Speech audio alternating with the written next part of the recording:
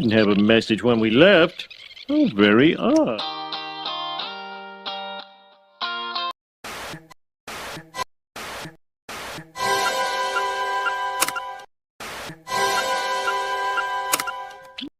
I played the wrong freaking Homer intro. We didn't have a message when we left. Oh, very odd. And so I wake in the morning and I step outside and I take a deep breath and get real high and I sit to the top of my lungs. What's going on? And I say, boogie boogie hedgehog, boogie boogie hedgehog, boogie boogie hedgehog, boogie boogie hedgehog.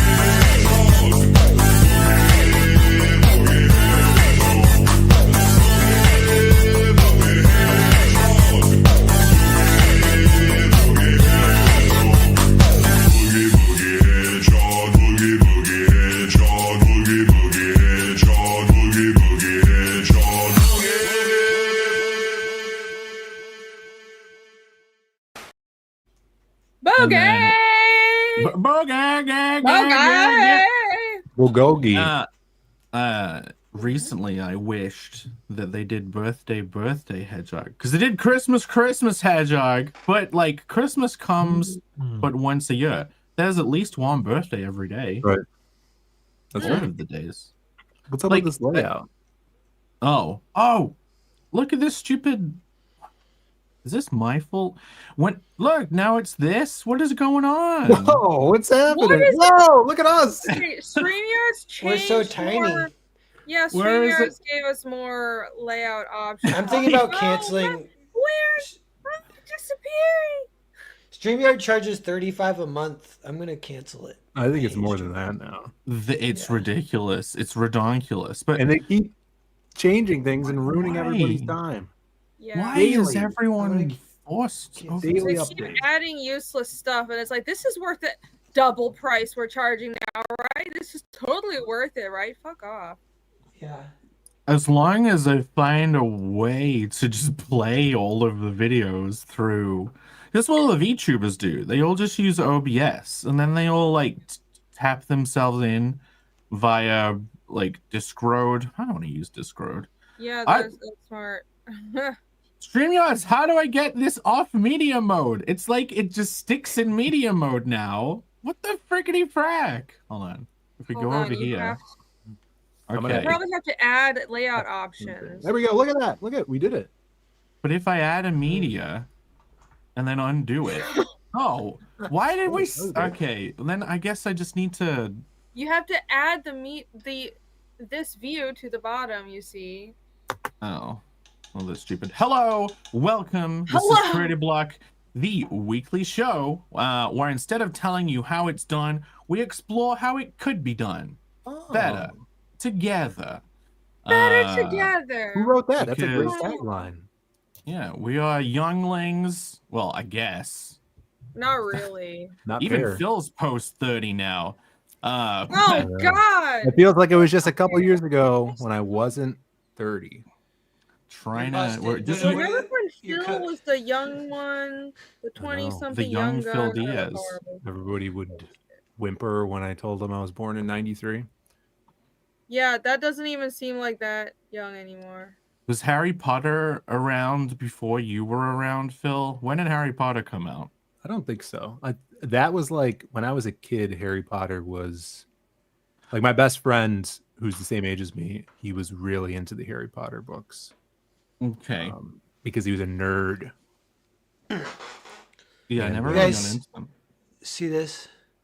This is like deleter. You know deleter? Yeah, You got an the official manga brand. Deleter nib cool. holder. Yeah. That's cool. And that one's a Wow. G pen. It's my only G pen. I've been testing it. Good evening. And I feel like it can't get that thin, so I don't know if I'm going to use it or not. I'm trying to draw really small with a magnifying glass. Oh, my eyes. Good thing I'm wearing these sunglasses. There are 5 lights, actually.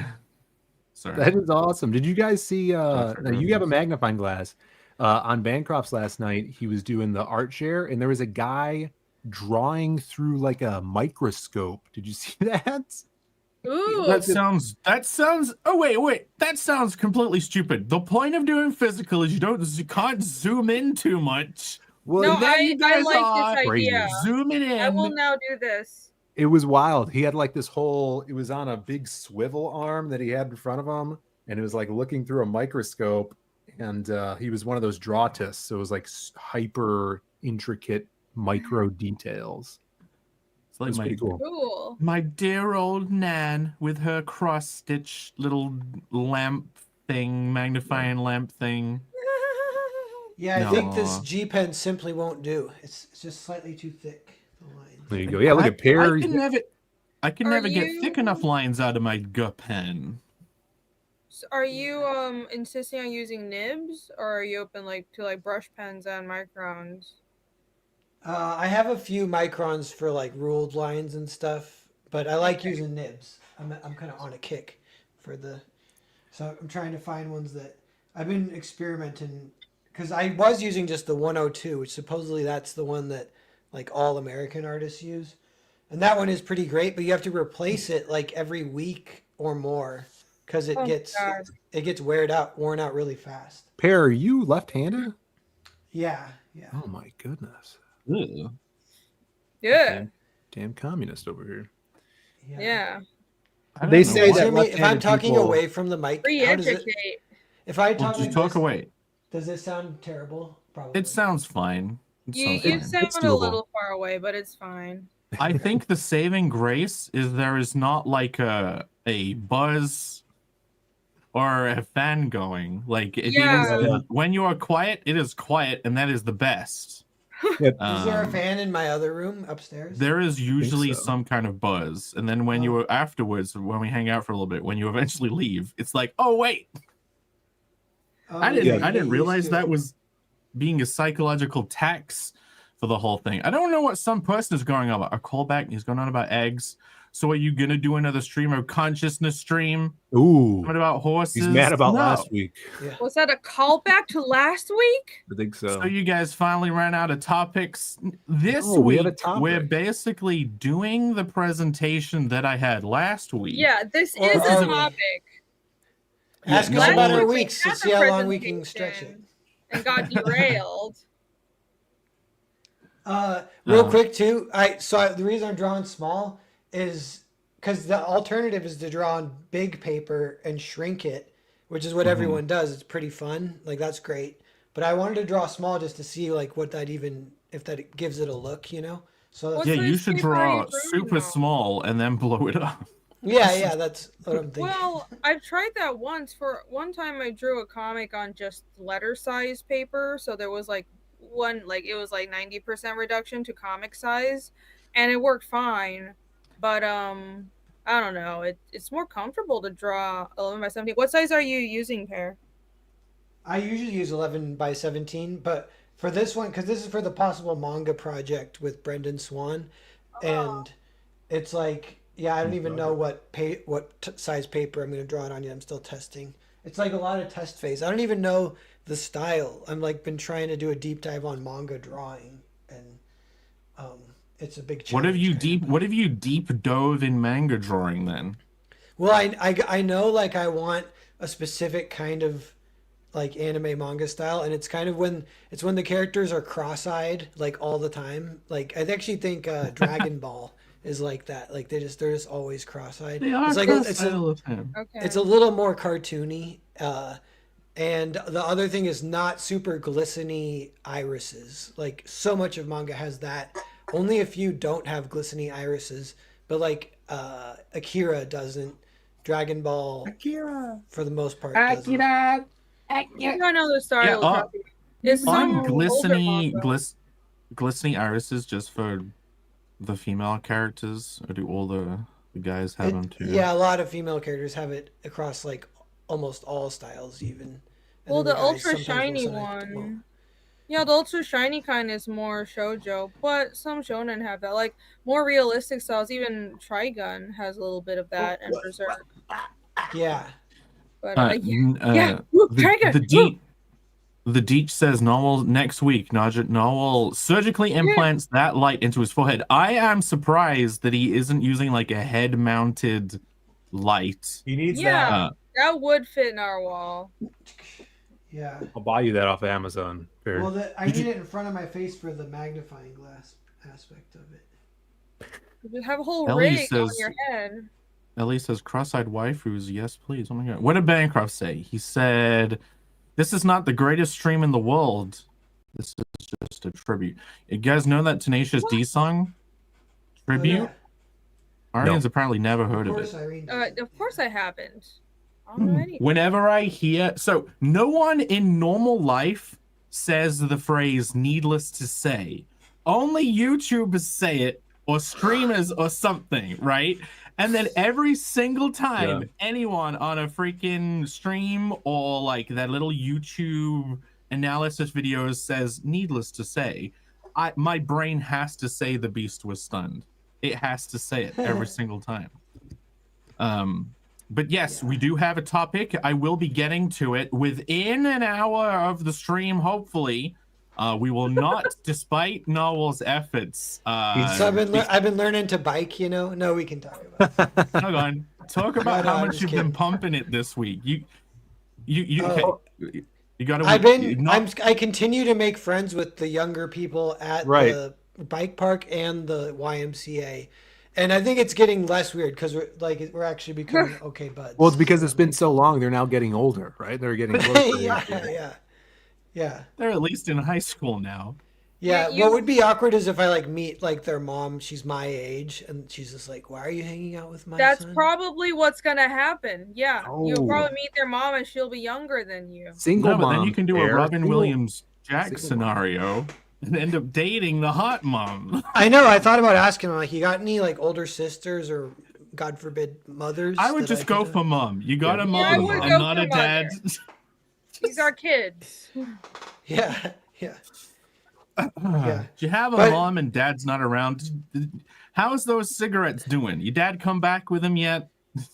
You know, what's the cult guy from the 70s who had the Nazi symbol on his forehead? What's his name? Did you say cool guy or cult guy? The cult guy. He said cool guy. Marilyn Manson, yeah. I think what he did... Not he was Marilyn Manson. Charles Manson. Oh, yeah, Charles Manson. I always get those mixed up.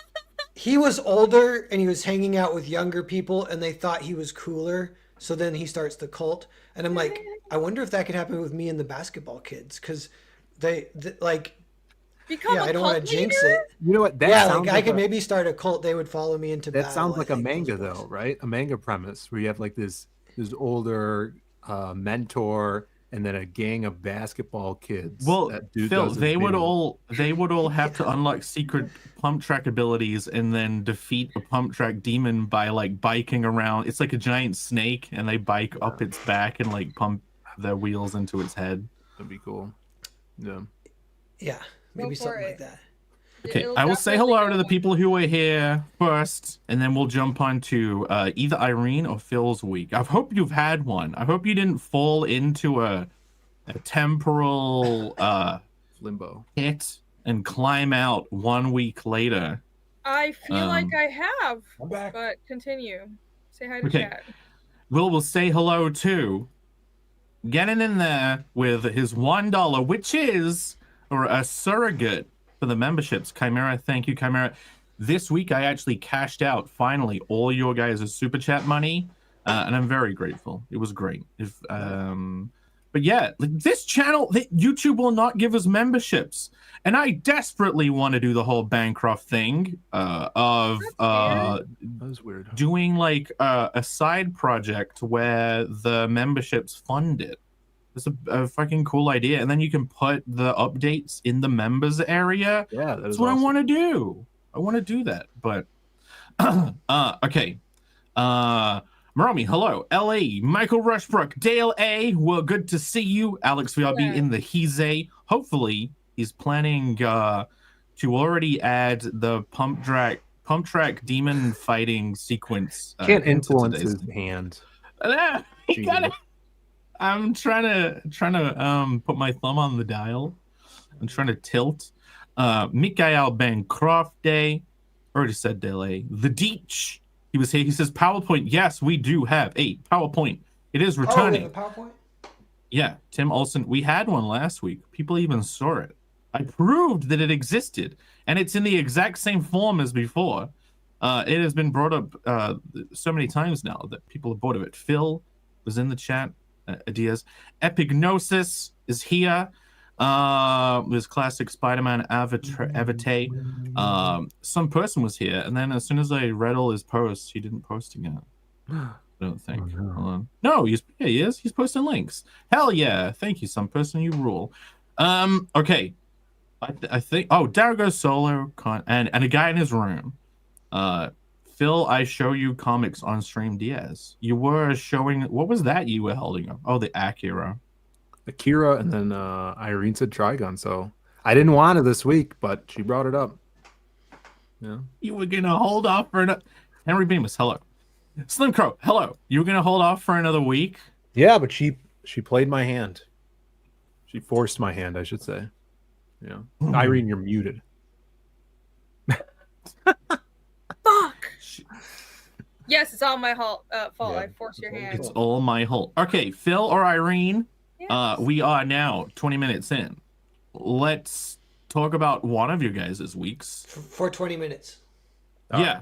And then the I'll other one, go. another 20 minutes. You can go, I Irene. guess. I Start the did- timer. No. It's simple because I didn't really do anything but work. Yeah. sounds So boring. there, the end. I'm working on a undisclosed project that I can't talk about, and also Did- just doing a lot of formatting and oh yeah, I got. Did I mention this last week? It feels like I just snap my finger and I'm here from last week's show. Did I mention that the Japanese edition of Fiendish is out? I don't think you mentioned it on the show. Cool. Okay, so Did that happen before last week or during this week? I think it happened Yeah. because I know I sent out an email update right before the show last week. So, Right. you guys were mentioning members, YouTube members. I post behind the scenes content on. I have a Patreon that like 3 people know about, and also I have a website blog on my Fiendish website, and also on my YouTube members, just on the like community posts. I post behind the scenes content, so I actually have to update my YouTube members for with some like new pages. But yes, so if you join, become a member on my channel, that's what you'll get, behind the scenes extra stuff. And I emailed out a whole like 6-page sequence because I've been showing pages, but I haven't shown them in order in a full sequence in inks, and I have quite a few pages done now. So if you're on the email list or if you are a member, you'll be seeing that soon. But yes, also, the Japanese edition of Fiendish is out, and it's on Global Comics. I'm very proud of it. Actually, everything that is published so far is translated. My translator just handed in Fiendish 2.5. I had some edits and he fixed those, so I'll be lettering that soon. I'm super excited. And maybe we shall see, but maybe I will be bringing a Japanese edition to some convention on the other side of the world sometime soon. Hopefully, we shall see. So yeah, that's the plan. I've been planning things behind the scenes. Very exciting. Yeah, otherwise working my ass off.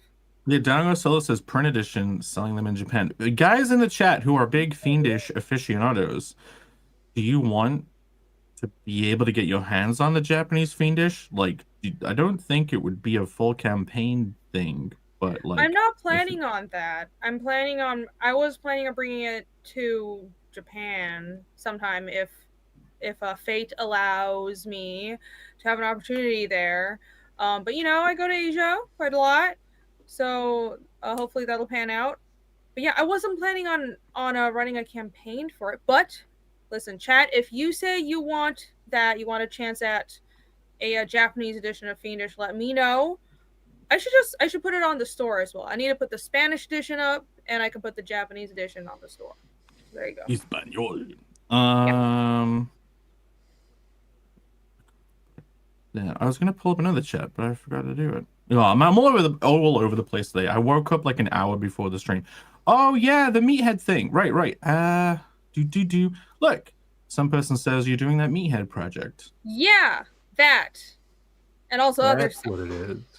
I'm cooking on stuff. That was announced, by the way, Irene. So he did a little promo and it. Okay. I know the meathead Just project. in case. I know. Well, Perdomo has been He actually sent me promoting it something. nonstop everywhere. So shout out to him. I'm working on a short 5-pager with him and Allie. So yeah. Even Phil's doing something for Meathead. I can show yet. Yes, I'm doing a short story. He actually just sent me a colored piece that has never been shown before. That looks pretty cool. That I can't show right now, but it's cool. Cool. Yeah, you should just like say you can't show it, but then like turn your phone. I wish I around. could, guys. But I have so much. Oh man, I'm getting pages in daily. I can't show them though. Sorry. Yeah, Lance Dancer says, I know they know they would like a Japanese version. They buy their favorite manga in Japanese. That's awesome. All right, when I get them printed, I will have them just on the store. How about They that? could read it on Global right now, right? Couldn't they? Yeah, chapter 1 is on Global Comics.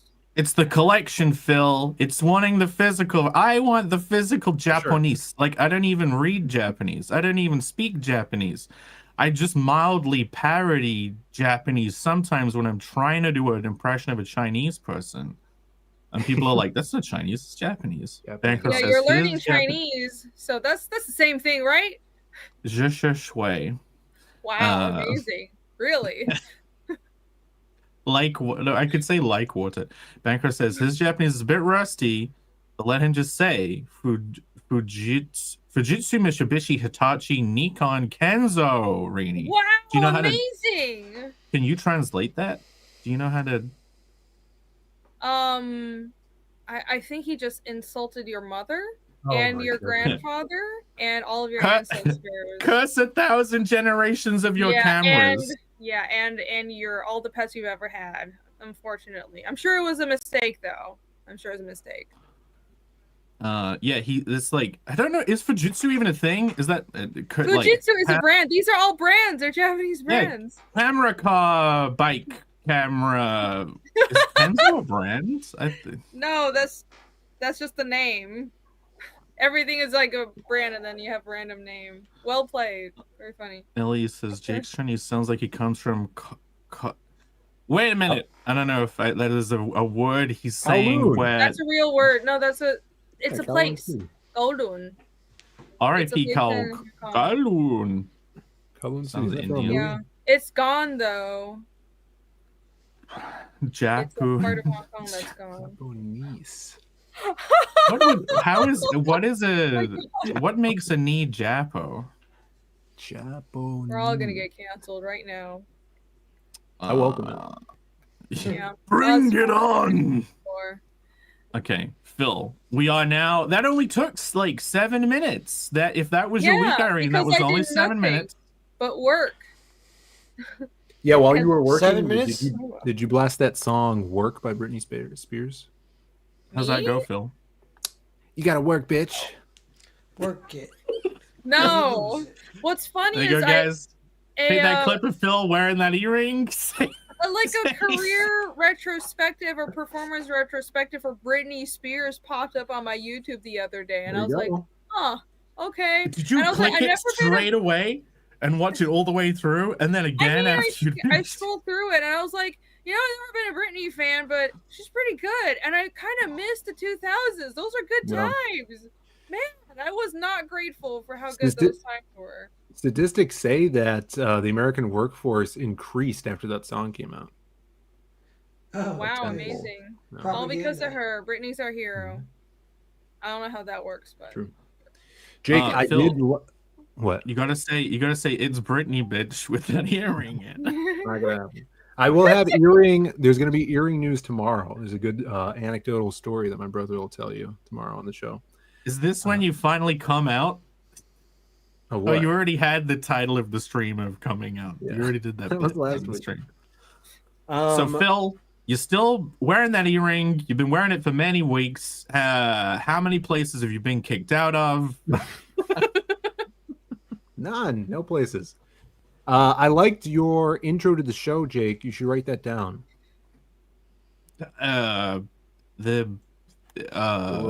It's a word. weekly rotating show, and we do it for yo. Is that what I No. said? Go back, clip it, and then we'll say it next Strike week as that. well. Reverse it. Exactly. This week was awesome. Got even more done than last week. All right, so we're on a roll. On top of a bunch of work stuff, I did.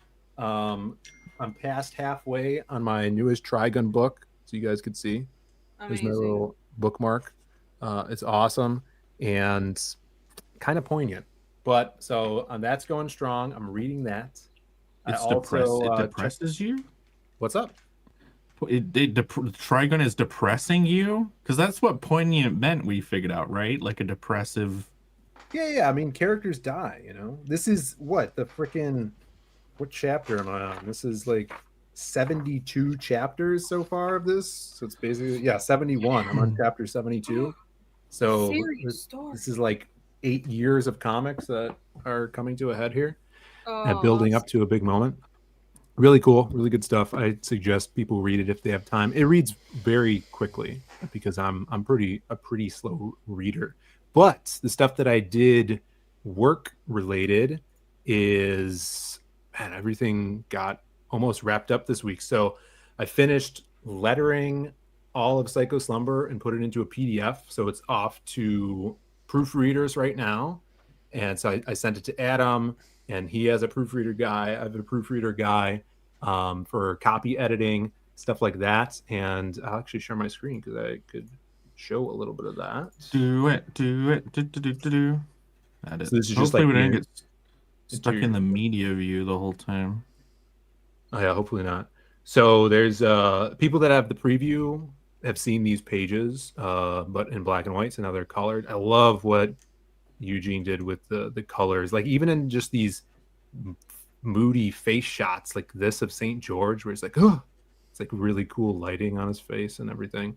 Super sick. So this is basically the PDF is done. I think I just need one back ad for after the story, and then we're gonna edit all this hopefully this weekend if we can get those proofreaders rocking and rolling. And then I also edited. Those colors are great. Those colors are very nice. Yeah, I'm super excited about this. You guys are really gonna love it. Campaigns are still open for them if you guys haven't backed it. But so that's rolling out, and this should be to the printers in a couple weeks. So that's gonna be dope. We'll be on time with that. And then I worked a little bit on the Western that we're doing this year as well, and went back through some of that and re-edited the dialogue in there. And that was kind of fun doing that. And then, How much did you change in the textual from the script? Everything? Just completely change the story from start to finish. You Marvel method your own. yeah, no, not that. Like, so I sent it to Pear, and he had some notes, so I added some things because he had some good notes for things with that and adding dialogue in different places. And then I went over with it with my girlfriend, and she had some suggestions and things, and more like things for clarity, bouncing off of her. So we did that last night and have a new version of it. And then on top of that, I also did some work on the website, which I posted about today. If you guys go to the characters tab, I added more bios. I also decluttered this because you guys tore me a new one when there was a bunch of logos behind these things. Logos Wow. on top of logos. Yeah. There's And then still a That lot looks of very clean. That looks nice and clean. yeah, so this is the Lost Pages section, and there'll be more characters added, but all of these guys, except for the last two, have bio pages. And if you guys dig the characters, you get like a closer look at some of the pieces that maybe aren't readily available online. So this is a badass freaking Preston Acevedo piece we used for an interior cover. And all the bios are here. This actually was gonna be like a sticker or magnet or something. We just haven't gotten around to it. Rich Ayala did this piece, one of my favorites. So I think that would be Nice. cool Great for motion. really graphical. I can't wait So for was it a sticker? Rich's new book with the Yeah, cockroach. Rich's- Sully Cucaracha. What's it Everything called? he does is badass. So if you guys want to check out more updates to the website, like this is another badass piece Preston did. That's These cool. guys. Yeah. So super fun stuff, just doing it in my free time, little bios and more art for you guys to awe over. That super fun.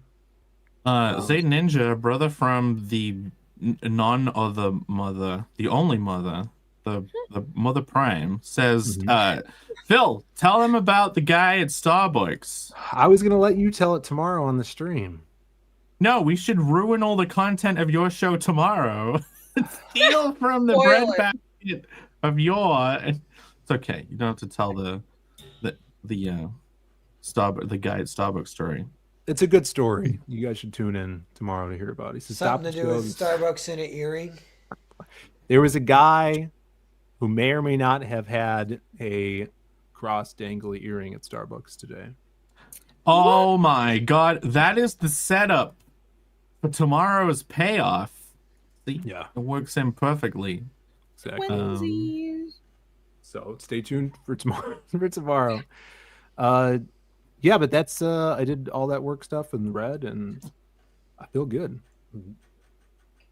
Doing good. Yeah, speaking of feeling good, this week I went back to the gym and now everything hurts. Yes, Wow.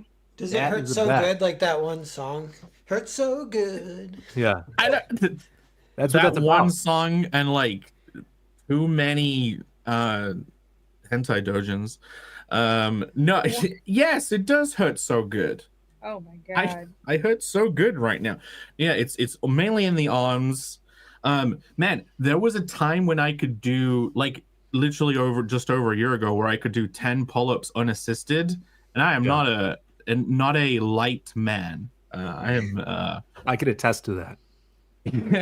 I am at least halfway rotund. I'm rotunded. Not fully Halfway rotunded, rotund. but I'm somewhat Great rotunded. definition.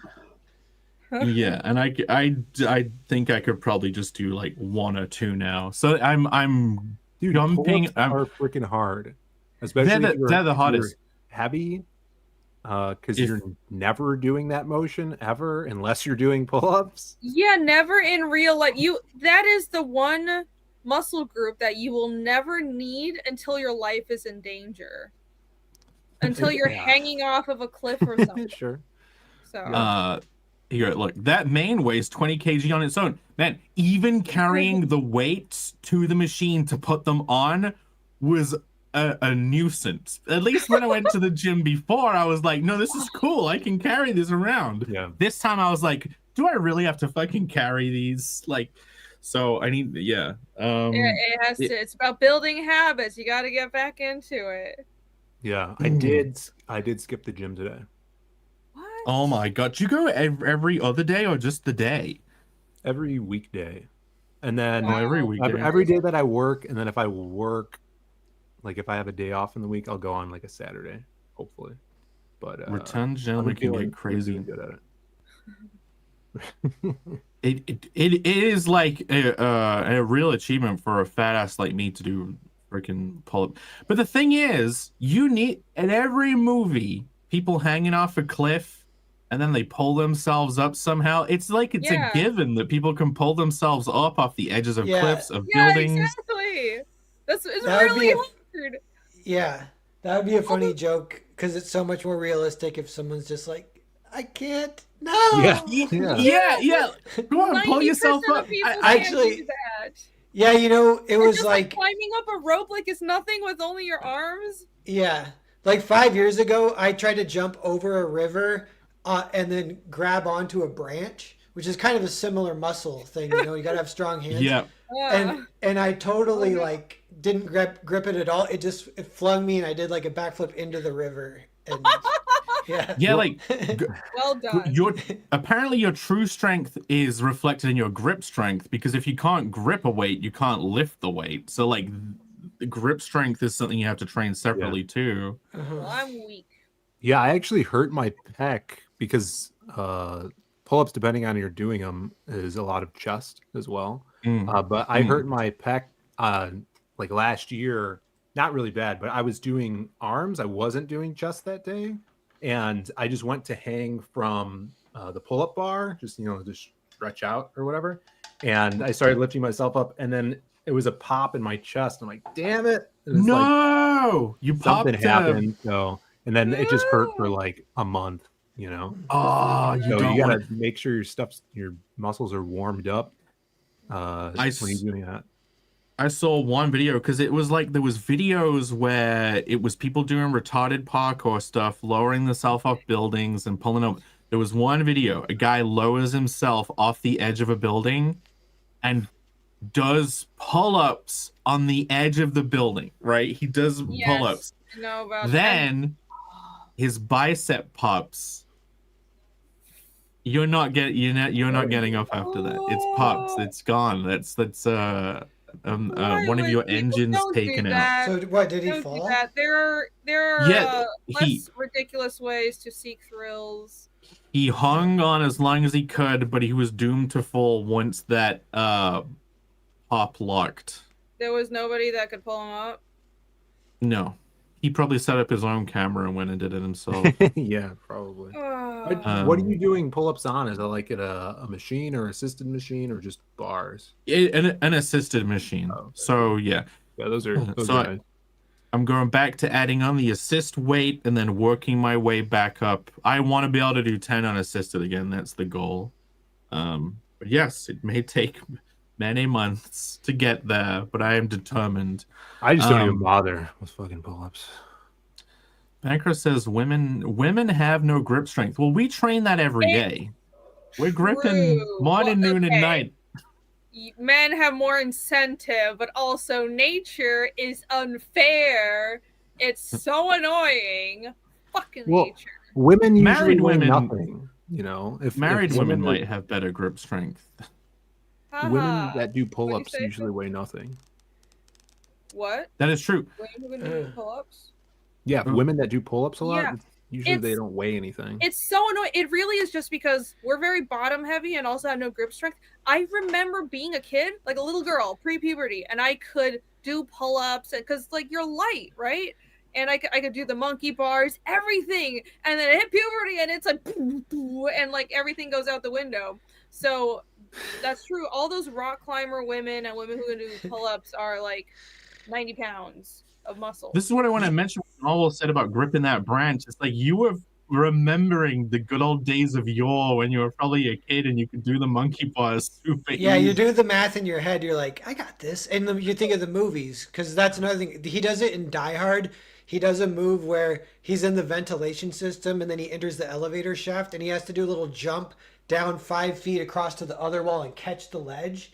And the ledge is it's not even a bar. It's a 90-degree little ledge. So you have to have strength like this to catch it. And he does it. I'm like, that's so unrealistic. Even a like a strong guy couldn't do that. I don't think. But it's at least believable. Maybe that's the thing we can talk about, like the believable, unbelievable. The things that people get away with in films just because the regular person has no knowledge of how it works. Like cars blowing up. Everyone's like, yeah, a car blows up, a red barrel blows up. In real life, if someone's a mechanic, they're like, that shit ain't happening. well, you kind of want the edge of unbelievability, because that's kind of what real life is anyway too. Like real life people be like, no, really, it really happened. You're like, really? And like, so movies can do that too. Yeah, you can play with what people just don't know of in the modern world, like fire arrows, right? Those don't work. Oh yeah, the air would put it out. Yeah, I don't know. I just You know, said douse that, it. maybe. Yeah. that's true. Bancroft says he has some friends that if you do that grip battle with, it feels like trying to resist a machine. I don't know if you want to talk publicly in chat about you and your friends having grip battles. You guys do a grip off too? Oh my Festivus god. for the rest of us. That earring the- wasn't a lie, Phil. The true festive tradition, the grip off. John Can I tell you guys? Snowden says, Sorry, go ahead, Rini, and then I gotta tell you guys a quick story. oh no, not John Snowden. A guy in his room says women sink straight down in the water. No woman can actually swim. Yeah, that's not true. No, But, that's witches. Those are witches. Witches sink. Yeah, those are the Yeah, women not- that burn in hell. Hashtag not all women. Not all women are witches. Yeah, women not stink. all. Oh, Some of them have huge Yeah. cans, which make them float. that is actually true. Fun fact: women float right side up in the water, and men float face down. Especially in hot tubs. Wait, No, what? like if No, you reverse. die in the water, corpses. That was just Matthew Perry. I watch a lot of true crime. Oh, that's Phil, kinda too interesting. soon, Phil. Too soon? So last year I was making a short film, and I just put out a Craigslist thing, and this woman responded who we've kind of become friends. She works at the local college, and she's just kind of helping with the movie. And she was telling me one day, she's like, "Yeah, I've been really into skateboarding, and then there's a guy at the skate park that I had a huge crush on, but then my husband was really jealous, so he got in." She's like, we kind of had a thing we had to work through in our marriage, and we worked it out, and now my husband skates with me. And I was like, oh sweet. And then I hadn't seen her in a while, but I bumped into her when I was biking because she was skating, because it's the same biking skate park. I was like, hey. She's like, hey. And she's like, this is my husband. And I'm like, oh hi. And I shake his hand, and he squeezed my hand so hard, and he stared me down, and he has very strong grip strength. That's the point of the story. But I was like, oh yeah, he's been through a lot, and he thinks of me as like another guy who's like You're the edging threat. in on his wife or Oh, whatever. Yeah. Yeah, God, that woman is like, we talked it out, and all it was the guy showed up and Yeah, rough it was house, funny, too, overly she's- rough-housed. She's talking, and she's like, by the way, I overshare. I hope that's okay. And then she just keeps going, and she's like, I don't know about you. You can tell me about you sometime. I don't know, whatever's going on in your life. You can tell me anything. I'm like, okay. She's Asian. She's like high energy Asian. She's cool. She's cool. Oh, those are the worst. My people, the stereotype holds true. Yeah. Talks all the time, high energy. Oh, Lord. Is that a stereotype? We made it under an hour and talking about weeks. This is crazy. Been a good week. Amazing. Well yeah, done. it has been a good week. Outside of gymming it up, last week I shared that I've been working on a side story for Conan the Barbarian, which is Right. not going to be drawn by me. But yeah, I made work-wise, I made more progress on that. I'm still like, I'm not fast enough, but I'm also like, I got 4 pages laid out today. That's amazing. So yeah, Pretty it's good. it's that dichotomy of not doing enough and then still at the end of the day. I love just being able to flick through on Google Slides the pages if they're coming in, and I get to like keep rereading all of the visual sequences, being like, is this good enough? Is this good enough? Am I getting a feel for the story? It is kind of crazy making a story that, to me, at the time of writing it, going through it the first pass, felt like it was going at breakneck speed. I'm like, this is so condensed. What the fuck, man? Is this even a story anymore? Like every single panel is advancing something because Right. it has to. Because the parameters, right? Because it's like 20 pages or something. Yeah. Yeah, it's at 28, but I might add another couple so that I can hang on a couple of moments Yeah. at least. It's a different style of storytelling than doing something that's like 40 or 60 pages or 20. Like, I want to try and do shorter. I want to experiment with doing like 5, maybe 2. But yet, so Yeah. after like polishing this and like re-going over it and reading it a million times, I'm like, no, this is actually a really good density. And now I'm like, is this going to influence me going forward on the main series? Am I going to be way too go from issue 1, which has a certain pace, and then densify it going forward? But yeah, I don't know. I don't know if it works. Yeah, I don't think if you're doing 4 pages layouts a day, I've seen your layouts. They're pretty detailed. He's okay. He's basically doing what I did with 2.5. Don't but it get might me in. be Don't get me in more. trouble. It's too I much just detail. lay out. Hey, I want to give the artists I'm everything just that saying. they need to make it great. And Yeah. I showed them a couple of pages from it, and they were actually very happy. So it's good. Just give him Wonderful. inking. Give him a credit as an inker. No, it's really not. That's It's funny. you'd think that. I think people have an idea that layouts are super rough. So when we do those more detailed layouts, the actual artist does still have to pencil and ink it. Hmm. So the finished work is still a whole step. It's just it's hard. It's like I was mentioning it's last week. The visual storytelling is such a big part of it. I have to do the layouts. Yeah. Oh, yeah. We definitely can't get into the same discussion again because it was me doing these layouts that started that discussion last time. Okay. But like Let's I pull could, 'em up.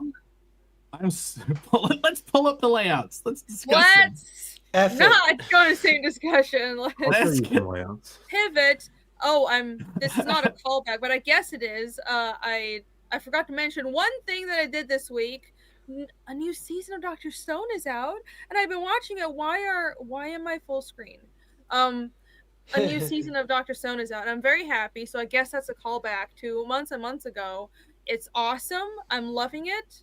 They're Who in the heck is America. Dr. Stone? Spoilers. Dr. Dr. Stone is an Stone. anime. Yeah, Oh, he's It's there like isn't copies even of a, the show. Well, I think it was a Okay. manga first, right? It was a manga for, and it's drawn by Boichi. It's drawn by the Origins and Sunken Rock guy. He's the Amazing guy art. that's doing a western. Pat, now. that is no Dr. Stone. The titular Dr. Stone refers to soap, which is called Dr. Stone, I think, right? I've never seen it. That's what he called. He said soap is referred to as Dr. Stone. Hold on. Dr. What are you Is talking about? is Dr. Stone is Bancroft's gonna say that back in Enkidu times they called it Dr. Stone. Dr. Stone is a loose term mainly used to refer to things that cure people in the stone. Oh, that's an actual reference to Dr. Stone. Never mind. But yeah, I've been watching it too. It's great. It's not just so the premise of the story is everybody on Earth gets turned into stone, and 3,000 years later, some people wake up and have to rebuild civilization. So the main character's name is Ishigami, which means stone god, and it's a reference to that, and also the whole stone thing. It's very sciencey and very nerdy, so I like it. I like Makes that me feel idea. smarter than I am. Cool. Sorry. I've been watching these dating game shows on YouTube where there's a line of women. Each of them has a balloon, and then they interview a guy who wants to go on a date with them, and then they pop the balloon if they don't like the guy. Is this the same people that did the two people talk and then they press a button to get rid of the other person and it's like tag team, No, like Goblin King style? no, it's No? it's not the same people, but it's a ripoff of it, I'm sure. That was called The Button. Oh, yeah. Cool. It's Oh, not that about- yeah, because they've got a button. He says it's about. It's not about soap. No, he makes soap at some point, and he calls the soap Dr. Stone. Does he sell the soap? You're really He- not selling this show. He also Okay. makes a radio, and they're gonna make rockets. They build a boat in the Stone Age with Stone Age No, technology. here's the It's annoying thing cool. about Dr. Stone arc-wise, and I want to see if you guys think this is a good idea. They plan to do something huge. At some point, they plan to sail all the way to South America, and then at some point, they plan to go to the moon. Then they try and do the first step in getting there, and then get completely sidetracked for an entire arc. And the arc basically proves that they don't need to do what they aimed to do anyway. I will say I think they're still going to go to those places. It's just there's a plan to it, and they're going to be sidetracked. They're in America now first, and eventually they're gonna. Phew. It's gonna What be in genre space. is it? It's shonen sci-fi, I guess. It's like futuristic or Futuristic, yeah. So No, like it is set It's the in the future. opposite. So it's the like real world, but everybody gets petrified, blah blah blah, 3,000 years later. So it's 3,000 years in the future. okay, like but it's futuristic not. setting. It's past. Hey. But it's actually setting the past. Okay, Phil. Everyone gets turned to stone.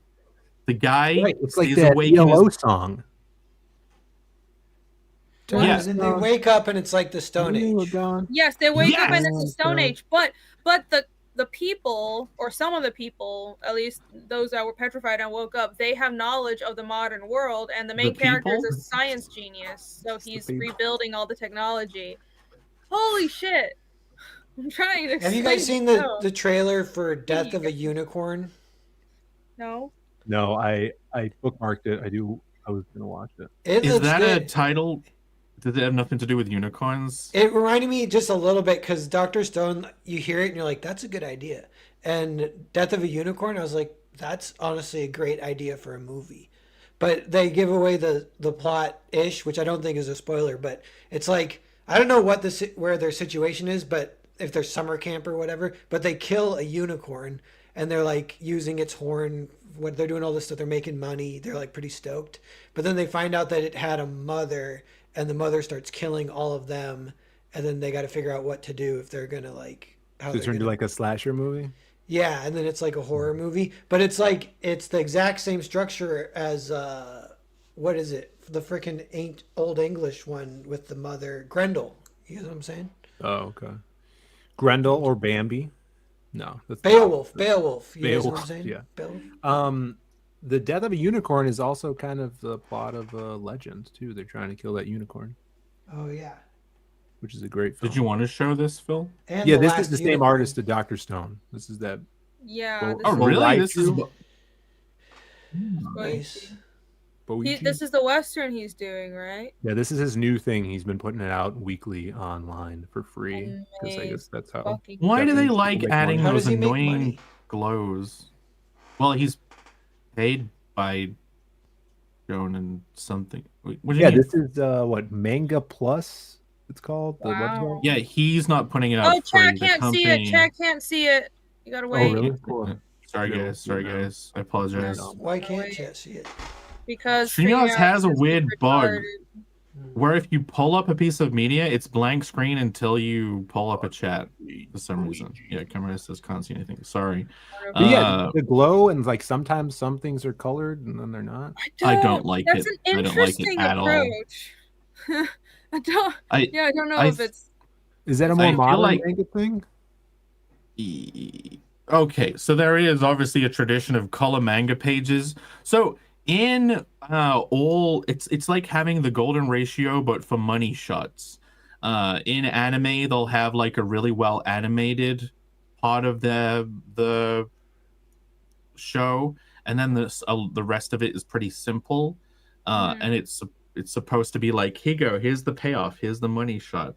And I get these feel like that's them doing the same thing with manga. Like they've always had like, you get a color page in this week's thing because you're doing really well in the votes, and some of the pages in the magazine can be color. Yeah, it's usually right, the first Irene? few pages. Well, no. From what I've seen, the magazines are always black and white. It's the tankobons. They'll color like the first few pages in the tankobons, which is the trade paperbacks. So Yeah, like look at that. It's like This yeah, is a there's like interesting rim light approach. for some I reason. think I don't mind the glows, but I think if he's gonna do the glows, just only do the glows. Don't skip to the full color panels once in a while. I feel like Who knows? that's too Golden much. Yeah. I feel like well, were you gonna color? Did you not finish the rest of the colors? It's instinctively. I'm a bit of a purist when it comes to black and white stuff. I'm so glad that It's a black and white is so doing, good. Like look at this. Look physical at black this and white. ink work. That's pretty dope. I don't think he doesn't need color. No, check it out. Here's one of my actual Shonen Jumps. And there's like a color page in the middle, but it's like a cover. Oh. Yeah, have but- it. Well, is it an Well- interior? Because I don't think I've seen interior colored pages. That's Yeah, like a like color cover interior. art. It's not a as in, page, like- it's like a poster. Like sequential pages. I like that they have two color printing too. That's what I want to fucking do someday. Ooh, that's kind of cool. Something for ads.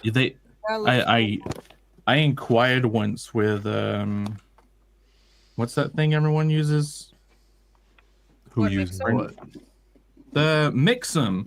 Mix'em, They yeah. said that they probably could do it. They have to set up Cool. a special. Yeah, where is the page? This doesn't have. Sorry, I should debiggen. Deregulate. No, yeah, these are more like covers and posters so far. So yeah, in these ones I've got here, no color pages. Oh well. Bancroft says, not much tech would be left over after 3,000 years. That's the whole point of the show. Yeah, there's nothing left. There ain't nothing. Naked. Except soap. Except Dr. Stone. Yeah. They just find that line around. Dr. Stone. No, they don't. Yeah, there you go. Okay. Well, I'm gonna manage to get to the presentation within the first hour, as promised, Well of the show. This week Amazing. we are talking callbacks, setups and payoffs, and member berries. I didn't even change the title of last week, like I said I was going to. But yeah, I was supposed to do this presentation last week. We ended up talking about writing, and it was great because I've been doing layouts for another artist. Phil obviously has constantly written for other artists because, you know, he got them GIMP hand. He can't no draw. That's right. Oh my god. But yeah, so today, presentation, pull it up. And I made this last week, so this will be a memory game with myself, too. It's a callback, yeah. This whole stream's a callback to last week. Exactly. Callback It's nightmare. perfect. So yeah, callback, setups, payoffs. Man, I didn't even bother formatting that right. Look at the S. S and sweet member berries. Oh my god. S. Payoff. What? S in sweet member bears. There you go. Yeah. Payoffs. Yeah, I could have just never mind. Payoff. Deech says Yeah, please hit the like, guys. Please. hit that like. Yes. You're already sitting there. Just and hit the subscribe.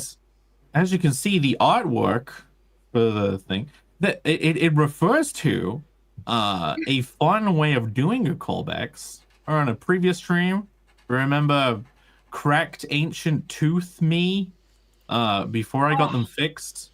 Way back in the day. Oh yeah. Remember that. And then Are they vital or do they suck? Yeah, no, that's true. Oh wait, I wrote that. Sorry, I thought you were reading that from the chat for a second. I am Didn't remember you wrote that.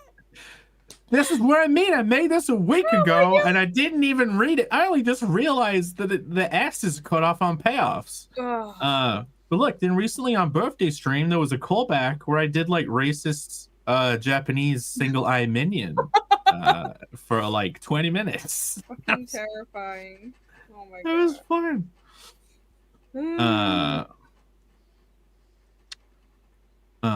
Remember the Art of Cocktober? Yeah. So yeah, what do you guys think? Vital or this is what we're gonna have to think about. Is there a point to them? Do we need to have them? Are they vital or do they freaking suck? Because we have arguments from both sides. And we can explore that. So moving on. I What agree with even is? Plus, you know, at the beginning of the stream, Alex was like, the last meme wasn't a callback. And Dale A was like, there will be a twist. Jake loves his presentation twists. Ooh. So then I got like nervous. And I was like, did I actually make a twist this time? Or was I trying to do like a nice normal presentation? But there may be, the ending could be considered a twist, maybe. We'll see. But yes, slide one of like only, I don't know, like 4, 3. So don't worry about it. Nice. What even is setup and payoff? Question and answer. Pose a question to the audience, give them information on what the answer might be, then surprise them with a half unexpected answer. That's what I'm thinking a setup and payoff is. But because I You could be wrong, 'cause- deliberately gave it like a more positive answer there, I think. okay, we need the counter. We need the negative take of what a setup and payoff is. The payoff is something stupid you want to do, and the setup is you justifying the thing you want to do later. Yeah, That's like negative. if they're really Yeah. predictable, then I don't like them, and I think that's not controversial. But can't necessarily. like a Chekhov's gun thing be a setup and payoff as well? Yeah, and that is in Like a way a very predictable. foreshadowing, right? Yeah. Well, It's a good that's setup what I and think. payoff. That's what I think a callback is. So callbacks reintroducing an element previous seen or heard of within a story I- itself. They No, sound see, similar. I think They a sound the Chekhov's same. gun is a setup. A payoff is more. A payoff isn't. I mean, it could be both. A payoff This is is the what I mean. result. A setup is the beginning. So this is what I mean. They're all three of these terms: setup, payoff, callback, member berries, throwbacks. Yes, they're all going to be derivatives of thing before, thing now, quay. But they could be okay. And Smiling Friends, the amazing cartoon show that no one else in this panel has watched. They're like 10-minute Adult Swim cartoons. They're very good. Guys in the chat, have you watched Smiling Friends yet? Because you should. They do a thing where to make the episodes feel like they have some nice structure. The point of the show is not to be too structured, and it's a bit wacky, a little bit crazy. But yeah, they always at the end refer back to the thing that they talked about in the beginning. So there's an episode where in the opening scene they're sitting at a table. Charlie's playing on his phone and he's talking about like an article he's reading saying the Renaissance men are coming to town, and the other guy isn't really listening. There's a lot of muttering and it's brushed away. It's not even that important. They kind of get in an argument about it. Then at the very end, when like the bad guy is at his peak and it all seems lost, the Renaissance men show up and kill them with a volley of arrows. And then the guy goes, oh yeah, the Renaissance men were coming to town. And that's it. There's no That's keeping up great. No, that's great. I think readers have a sense of they like it when everything put in a story matters or there's a payoff in the end. I think it's similar to like why we were talking about, well, are they ever going to go to South America and Dr. Stone? Are they going to fucking go to the moon? Because it seems like they don't have to anymore, even though they made a big deal of setting up, we're going to go to the moon, and all of a sudden we're going to California instead. Right. Well, I think the sense of disappointment that we may or may not feel, and I'm still in denial about it, is because if you set something up, it should be paid off, because otherwise readers might feel like you're wasting their time and their investment. Exactly. This is a Chekhov's gun scenario. This is if you say you're gonna go to the moon, Yes. you better go to the fucking moon. I agree. Yeah, that's Yeah. all. The Chekhov's gun is if you're going to put a weapon in on stage, the weapon needs to be used. If you point out something, something needs to happen with it. Like the whole first new trilogy of Star Wars is all setups that went nowhere because the writers switched so much and they tried to Or you know tailor what? things to the audience. A word that didn't- helps is calling it promises, because then it's like unfulfilled promises. Yeah. Yeah. Promises. Yeah, so like in the first that Star Wars, they were setting up a relationship between Rey and that stormtrooper guy, and that never happened because there was a bunch of too many cooks and too many. Because they decided they need gay representation, so then they gave him gayness with Poe. But they needed to get sales in China, so they didn't do anything other than just make them like gay friends. Pussies. Yeah. Yeah, so Um, the okay. setups and payoffs could be the promises thing. It's also the Chekhov's gun thing. I think the callback is more of like just when I think of callbacks, it's like the joke thing where you keep coming back to something, and it kind of lands in the member berries as well. Because like, remember when we did that? You know? Yeah, I've seen So- comedians make fun of callbacks. Like if like a seasoned comedian hanging out with amateurs, and the amateurs will do a callback, he goes, "Oh yeah, a callback." I've seen like, I think Yeah. callbacks Jerry are very Seinfeld it's do a- that or whatever. in joke. It's interactive, isn't it? Because you're like, hey, remember when I mentioned this earlier Yeah. in my performance or story? Hey, I do like audience, that part of it. remember Yeah. that?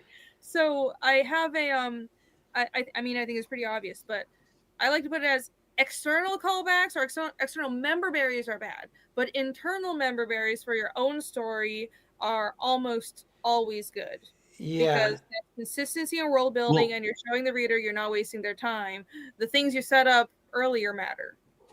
Yeah, like I have been calling setups and payoffs as member berries for the piece of thing you're reading. Like the not a previous thing or a what we call in the past. It's like member berries for the now. You could Yeah. say it adds rhythm. I always think I think structure makes a story feel like it has rhythm, and callbacks and setups and payoffs to some a callback could maybe be considered like a chorus. Like in Archer, they do callback jokes all the time. Like it's just always like phrasing, just the tip. Like they just have a gypsy woman told me so. Like, and it's kind of like the chorus of the show in general. Yeah. Like- You know, Shane Gillis, his speech or like his opening monologue for SNL was pretty funny. Right. And it was a setup and a Callback, callback. yeah. But at the end for the punchline for the callback, he Mhm. didn't even need to say it because people knew it was coming. Yep. And Yeah. then everyone just started laughing, and then he just like dropped his mic and walked Yeah. off. It was like kind of cool. I mean, so Exactly. that is what I learned from your interactivity book is creating anticipation, which it's not what an interactivity is when you introduce an element and the possibility matrix instantly expands, right? Which is different to the Bobby Hill bit, right? Like Bobby Hill does something silly, you know got Hank's out. gonna be pissed, but you don't know how he's actually gonna react, right? Yeah. So Well, I Oh. remember it's light bulbs, like light bulbs over the audience's head is like interactivity. So, and the main thing about that is dramatic irony. And I'm trying to think how that fits. I think that's all this fits in that for sure. like posing a question to the audience and then like giving them information so they can think about they can anticipate what the answer will be, but they don't know the It's true like answer. suspense. It's where you give the audience more context rather than less. And if they know how Hank Hill will respond, they've got a little movie in their head going before they haven't even seen you. Right, and even like connecting into dramatic irony, like the setup would be the audience knows there's a ticking bomb under the desk, and then if Yeah. nothing ever comes of that, then the payoff isn't there, and that's the wasted. It's a totally wasted setup, and then you get the Chekhov's gun thing as well. Well, Yeah. Like, so just don't reference it The- ever again. Nothing blows up. Nothing's diffused or anything. I'm glad we got onto this because this is wanted to bring up. How many of you guys have seen Bone Tomahawk? I've seen it. Yeah. No, I haven't seen it. I love Bone Tomahawk. And Okay. there's a huge awesome story structure dramatic irony thing with it kind of, but I know where Mhm. this is going. You know where this is going. Okay. Speaking of setups that don't pay off and Chekhov's guns, right. Bone Tomahawk. For people who don't know, it's like there's a western Russell. town. Yeah, Kurt Russell. There's a western town and like weird mystical Native American Cannibals. entity like that. Yeah, cannibal. People go missing. People go off to find them. They think they've been taken by the cannibals. They go into cannibal territory. All the while, someone has an injury. So there's kind of it's a horror thing where like people are being it's Western It's horror. Yeah, Old West horror, a bunch of they say they're not Indians, but they kind of are. They're like these weird cannibal made They're up troglodytes. tribe. Yeah, they're called Yeah, and- troglodytes. They're like a made up tribe that eats people. So yeah, it's cool. It's very, very brutal. Were the troglodytes a real thing and that's where it's from, or did they just like Troglodyte is a called word. pseudo? It's just All a the word that pseudoscience. means like caveman monster. Yeah. Yeah, because that one native guy Okay. was like, "Yeah, those aren't my people. Those are troglodytes." Yeah. Yeah. It's just like an adjective. Yeah. So then they eventually get to the camp. Hilarity ensues. Now, in the film, Pair, there are a bunch of setups that don't get paid off, and I want to see if you remember them, right? There is when they leave the camp, they talk about having dynamite with them, right? Dynamite. Oh, I don't remember that actually. But yeah, I wonder that's like that could that be called like red herrings? Like you set up 5 things and you pay off only like 2 of them. I could almost I might like that in theory because that is stepping away from being really predictable or whatever, you know. Well, the They whole time in the film, go on. Well, what do they call it? There is a type of movie or a joke even the hair of the dog. No. Shaggy Dog. Shaggy movie. Dog stories. Yeah, those have a lot of not payoffs, but it's kind of borderline postmodern. It's like, yeah, breaking the rule, you know. I will say, okay, so about red herrings, I don't think that's the same as just, well, a setup that you don't pay off and that's good. You can just say it's a red herring because in Song of Ice and Fire, aka Game of Thrones, the book, that's done all the time, but I think it works as a red herring when the payoff is even better. There has to be a payoff and it has to be an even more clever solution than the red herring, so the reader still feels like their investment was worthwhile. Do you know what I mean? Mm-hmm. Yeah. Yeah, like that. Like sometimes they'll be like either this will happen or this will happen. Yeah, And there then, needs like, to be another a option. third thing The happens. that you don't dynamite know. thing bothered me to no end because it's like, so now I'm expecting a bombastic ending. If they didn't mention dynamite, I would have been perfectly don't know. happy with the ending. But they mentioned that, so I'm like, either you use the fucking dynamite or it has to be something even better and more clever, and there was neither. So I wasn't happy with the ending.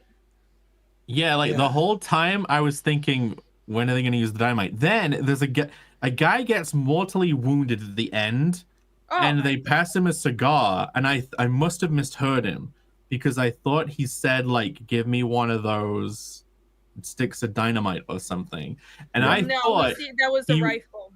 Yeah, like I thought he was gonna like crawl his way into the cave, and like because he was fucked, he was dead. He said like this guy who's a bit vain, he says he's too vain to be a cripple. So I'm thinking, oh, he wants to kill himself. He wants to like end up turning out to be the noble guy, and he's gonna go into the cave with the dynamite and like blow it up, and they're all gonna die in an explosion, a sewer explosion. But all of these things were playing off in my head because I knew about the dynamite the whole time. Yeah, they mentioned dynamite when they leave the town, and then when the Brugger, right? I'm good with names. When he's dying, he mentions the dynamite again, but he gets killed before there's any dynamite. So I'm like, oh, so that was a subversion, but we're just pushing the dynamite further all the way to the end. It's gonna be at the climax. Doesn't happen. There's never dynamite. Yeah. Did they mean it? Did they intend it as like a rug pull? Like a movie that does that is what do you call it? Where they're all going up the river and the guy gets butt raped by the rednecks. Deliverance. Yeah, which I heard the funniest story that was based on a novel, and the guy who wrote the novel said that his car broke down in the sticks in North Carolina once, and he got raped. No, they helped him.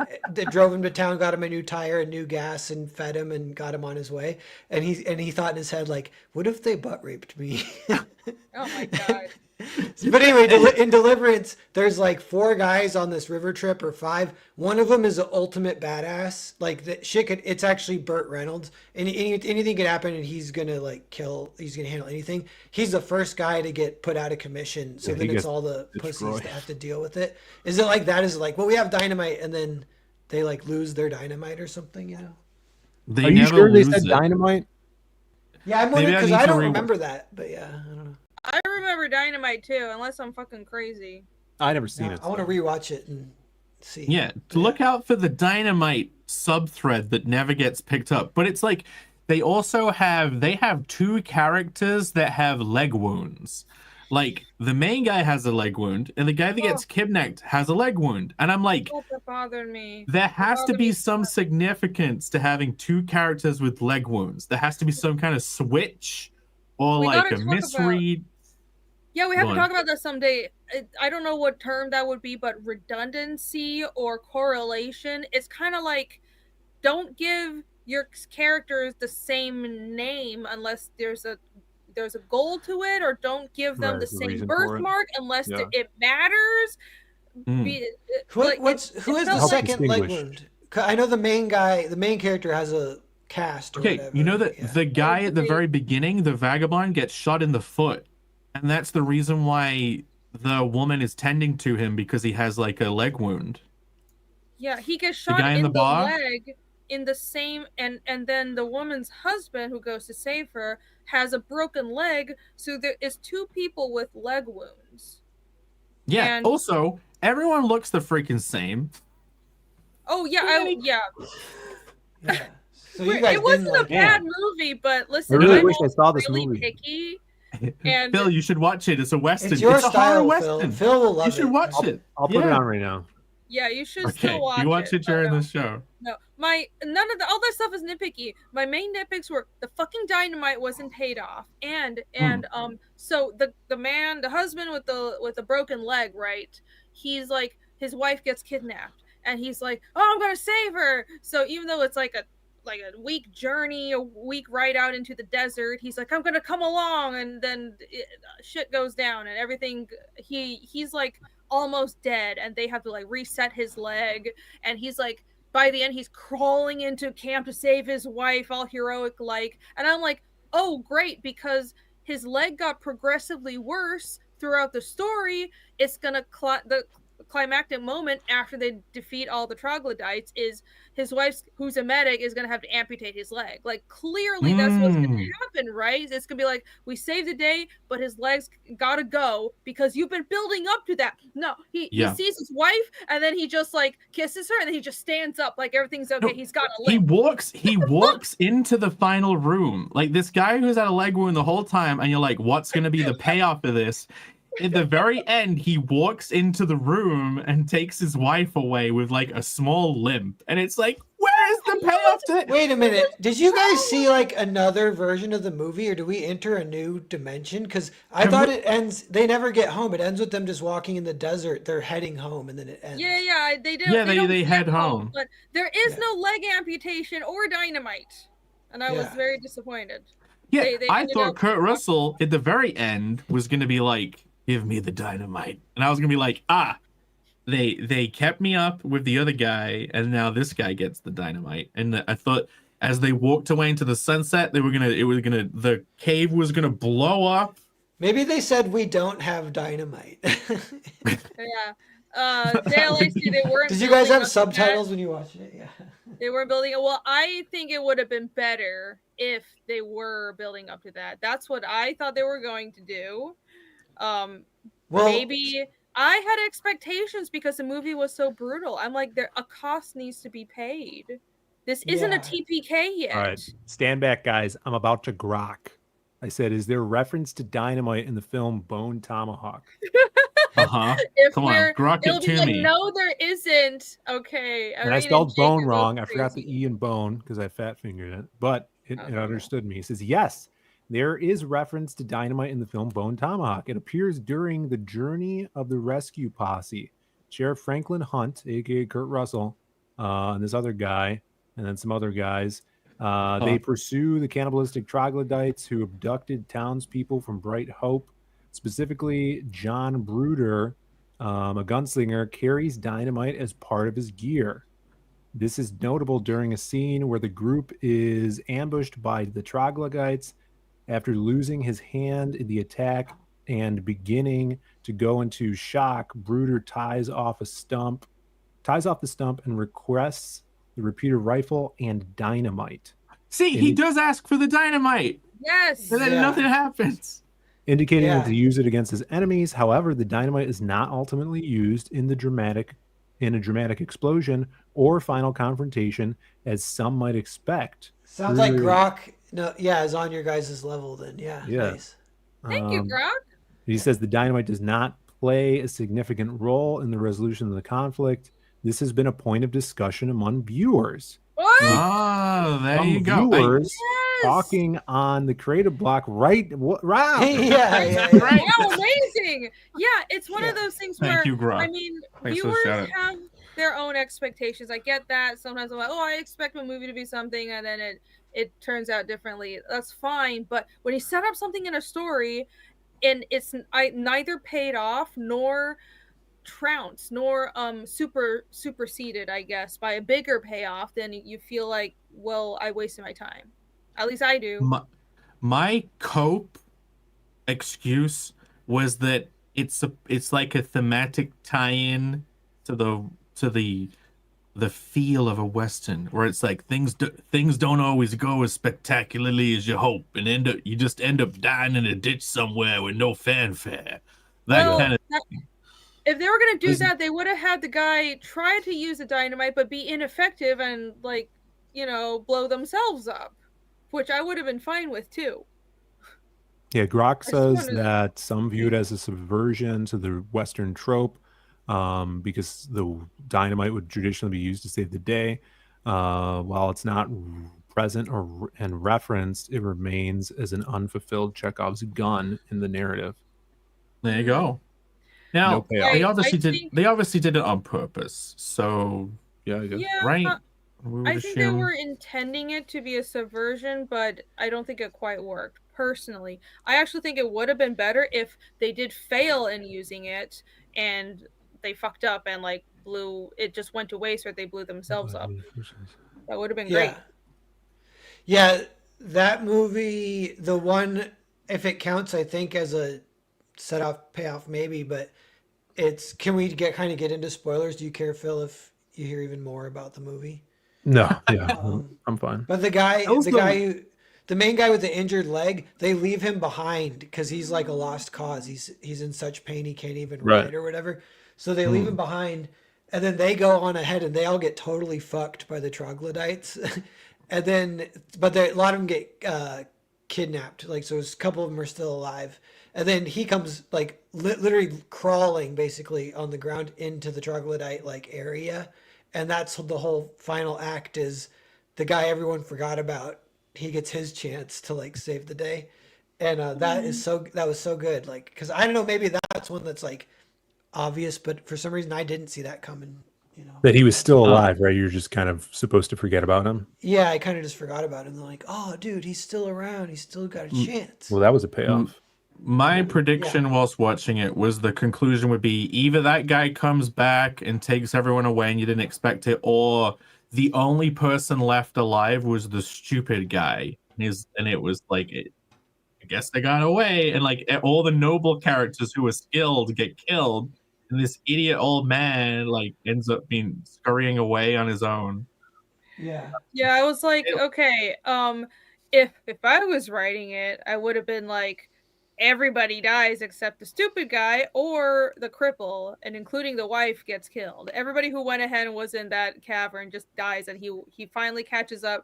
The guy with the leg wound catches up, and they're all dead. But this is still a movie, so obviously the husband and wife had to survive, and I thought it would just be them, but there was They never. There's a severe lack of the complete tragic endings to things. No, they don't have the balls to kill the pretty woman. Dele says, if you watch the director's other films, he likes to have scenarios play out in a non-Hollywood way. Well, there we go. I'm fine with that. I just think It was the setup still, was lacking. despite all these points we're making, it was an incredibly good film, and thank you, Crystal, for suggesting it. I finally watched it after you suggested that like a year ago. Oh It yeah. still was very good. Yeah, I guess that's funny because yeah, it didn't pay off. But imagine if it did, that you might be rolling your eyes at that too. Like, oh god. Exactly. No, for real. I was kind of thinking that it would become too Hollywoody if there had been an explosion. So even though I'd been anticipating it the whole time, I was like, yeah, but do I really want to see that though? Because then it becomes one of those films. I do want to see it, but now I'm realizing I would want them to use it in a non-standard way, like fail to use it. Oh yeah. Or like even try to light it and it doesn't work. Like, oh no, we're out of matches. Yeah, we were smoking too much. That would have been good, like if the guy had lit it, like this tribal guy is coming at him and he's like flicking his lighter and he does light it, and then like it either fizzles out and doesn't blow up and then he gets killed. Yes, or like just that. he drops his lighter and he's like trying to grab for it and he gets stabbed in the back and he's like grabbing for it and not able to extend and then like he drops it. But maybe that's too Hollywood. Maybe no, that's I think that would have been a good subversion. Though you don't get a big explosion, but still it's at least addressed. Yeah. I got an example for you guys. I thought of this, Jake, when you mentioned setups and payoffs. I would count this as like more or less a perfect one. And I want to hear how you guys would categorize it. I'll tell you it though. It's from Tremors, which many people say is a perfect movie. And in Tremors, there's a part where they all have to be super quiet in like the main bar because any vibration attracts the worms or whatever, and they'll get like attacked, you know? So they're just being like super quiet. And then all of a sudden the jukebox like goes on the fritz, and they're like, they scramble to fix it or to stop it and unplug it, but it's too late and the worms come and then a bunch of stuff happens. So you like that moment, it's like random and convenient kind of, you know, but it's like sort of makes sense, but like it obviously just keeps the plot moving forward. But there's like in the very first scene, the main two guys are fix-it dudes and they're out fixing a fence. They go in and say hi to everyone in the bar, and the bar lady's like, when are you gonna fix that stupid jukebox? And they're like, we'll do it tomorrow. Yeah. And they're like, so that's good. It's established beforehand. Yeah. It's not And a random act of something. Yeah. So, and that is dramatic irony because their laziness is what effed them later down the line. If they would have though like that's a specific type of dramatic irony, because we as an audience don't know, does it even turn on in that scene, or is it just a passing form of dialogue between them? I think it's just dialogue. If it's just dialogue, then the audience doesn't even know that that it randomly has a happenstance of turning on, you know? So it's even a little more hidden than that, which works. Yeah, so it's super hidden. That's why I love it, basically. It's like, it's so hidden. But then I like its function, too, because all it does is justify a little super convenient plot point that without it, it would be super annoying, and I would almost turn the movie off because I'd be like, what? The fucking thing just comes on because they need the movie to keep going? Yeah, if you have convenient happenstances like that without setting it up and establishing it beforehand,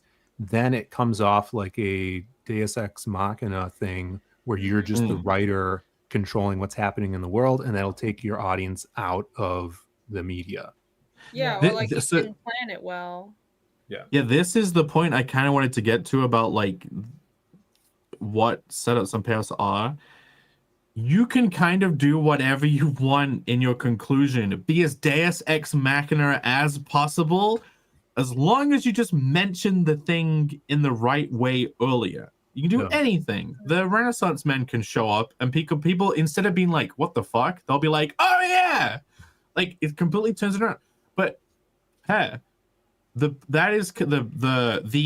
jukebox thing is perfect, because from my point of view, like as you were explaining it, I was thinking, well, if they're not actually fixing it, like what if they were fixing it and they give up and like they smack it and they'd be like, I'll get to it later.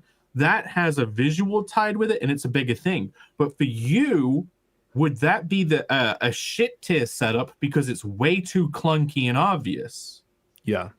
Yeah, maybe. I think I probably like that one hidden a little more. Yeah, the subtlety of it is good, and also having a dialogue between two different parties, you could explore character with those. It's like, oh, these guys are a little lazy, they don't take their job fully seriously. That might line up with their character better. You have a chance to throw some character-specific dialogue between the two, and it's not too obvious. It's just a passing comment. Rather, if you do see them working on it, and you do see that happening, it might call attention to your audience too much that, oh, that's going to happen again. And then they're waiting for it. Yeah. I think the highest level of setup and payoff isn't an item or a Chekhov's gun. It's establishing what characters will do, their personalities, and having the readers intuit what'll happen. Or I bring up the Red Wedding all the time, and the Red Wedding worked as a subversion. It was both a subversion and a good payoff, because what George R. R. Martin did was he set up all the characters, he set up the intentions and priorities of the phrase and the personalities of the Starks, and you know their personalities, but you know that the readers have an expectation that surely this is a fantasy, it's a medieval fantasy. We expect for the everything to be fine, even though Rob Starr has been fucking everything up, and there have been little hints that the Freys aren't happy, but surely nothing bad can happen. But because all the personalities have been established, when the Red Wedding happens, the reader understands, oh, of course this would have happened. We just didn't want to believe this world would actually be that brutal. So that everything was completely set up. He was playing on reader expectations. I think that's the highest level of setup and payoff. I like that the audience doesn't want to accept what it is obvious the outcome would be. Yeah, I've been thinking about that a lot, and I think a good writer needs a lot of social intelligence, honestly. You have to understand how the story would come across to the majority of readers. That's really Like hard. you do a cruel fate setup in the beginning, like you show someone dying in a horrible, like by the hand of a horrible monster or like a science experiment, and then like you show some good-natured like Scooby-Doo crew of college kids in a van, and they turn up at that place, and like the very same evil doctor that like tormented someone at the beginning comes out and welcomes them and like, hi, welcome to the camp. I hope you can enjoy the next couple of weeks. And is the audience like, I want them to not get experimented on. But yeah, it's a form of dramatic irony as well. But it's cool that you mention all the jukebox bit, because another setup and payoff. Doing a music break. Remember Shaun of the Dead? Remember the jukebox from Shaun of the Dead? Hey. No, because they also do at the very beginning. They're in the pub, and Sean's just broken up with his girlfriend, and he's crying, and then they bring up a song that plays, and it's like a romantic song, and they go, who the hell put this on? And then he says, it's on random. And then later on, when they're trying to be quiet, they turn on the electric, the jukebox turn on, and it starts playing Queen, and someone goes, who the hell put this on? And then he says, it's on random. So that's a callback. But it's a setup and payoff and a callback. Is the joke element a callback? Is the wording the callback, but the jukebox is the setup and payoff? Or is that even a setup and payoff? Like, is that? I don't know if it's a setup and payoff, because if the jukebox just randomly turning on and being loud, because when it turned on the second time, it was plot relevant because they were trying to be quiet. It's similar to what you guys mentioned before, but the jukebox turned on and attracted all the zombies, right? But it was just a callback, but it wasn't really a payoff of anything, because if they had set up that that jukebox would go off randomly, Right. and that happened. Ah, That happened again. okay. That would have been a He- setup. Yeah. Here, I think it's Ah. both. It's both, but in different ways. Him saying the exact same thing is the callback to the first time, and Yes, it is. this it just being there is the setup. Like it being, we're conscious now that this jukebox exists. It's set up, and it's Okay. playing in this place, and then the payoff is when the electricity turns on, it also turns on, and then I haven't seen the film really, so it's Okay, same thing no, that happens. makes sense. The zombies come because of it as well. Yeah, it makes Tremors. noise and the zombies come. Yeah. Wow. So But- it's both, but for different reasons. The joke, because he says the exact same thing, that's the callback. True. Okay. And the reason why I even bring that up is Shaun of the Dead and Hot Fuzz that I rewatched recently. Hot Fuzz especially. So Hot Fuzz, have you guys watched it? Yeah. Has everyone watched it? Shockingly, one's I watched have it. as well. Have you not What? watched it, That's Phil? when they go, the greater No. good. The greater The good. great are good. Is Yeah. that the one where they're like, when they're saying like right meow Did they say that? Go meow. No, instead I of don't now? know. They're saying meow. I don't think so. It's like a different thing to do with cats. That's super. What do That's you- Super Troopers. I don't think Um, that, I don't remember callbacks. See, Django Solo says Hot Fuzz is a masterpiece. So these guys who make Not a fan of the Brits. I know, we're terrible. They Hot Fuzz especially, it's like the entire film is just setups and payoffs. It's like nothing like every single thing is set up. And it, almost to the point where I question whether that's good or bad, because some people could look at that and say, oh, this is perfectly structured, everything like echoes, but at the same time it can almost feel like the whole film is bogged down with just 1-2 beats and nothing can just exist on its own. Do you know what I mean? Yeah. Mm. Yeah, it kind of depends on your mood a little bit. If you're in the mood for that kind of movie, I think is Back to the Future like that. Like it has perfect setups and payoffs, but sometimes you're not in the mood for that. But that's a classic, so it's hard to argue against it. Back to the Future for sure. Yeah, like okay, Back to the Future wise, the reason why it's not it's definitely less so. It has some nice setups and payoffs, but imagine if in Back to the Future, when they were in the future, Marty also got hit by a car again and was taken in by his mom to look after him again. You know what I mean? Yeah. If all it like- was callbacks to itself. Yeah.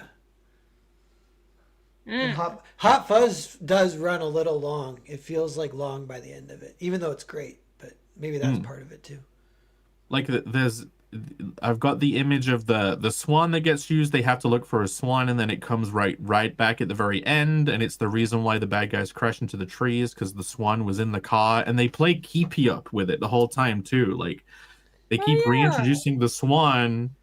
There's the part in the fair where the doctor guy is like at the firing range, and he's like, if you shoot all the little people, you get to go home with the cuddly monkey.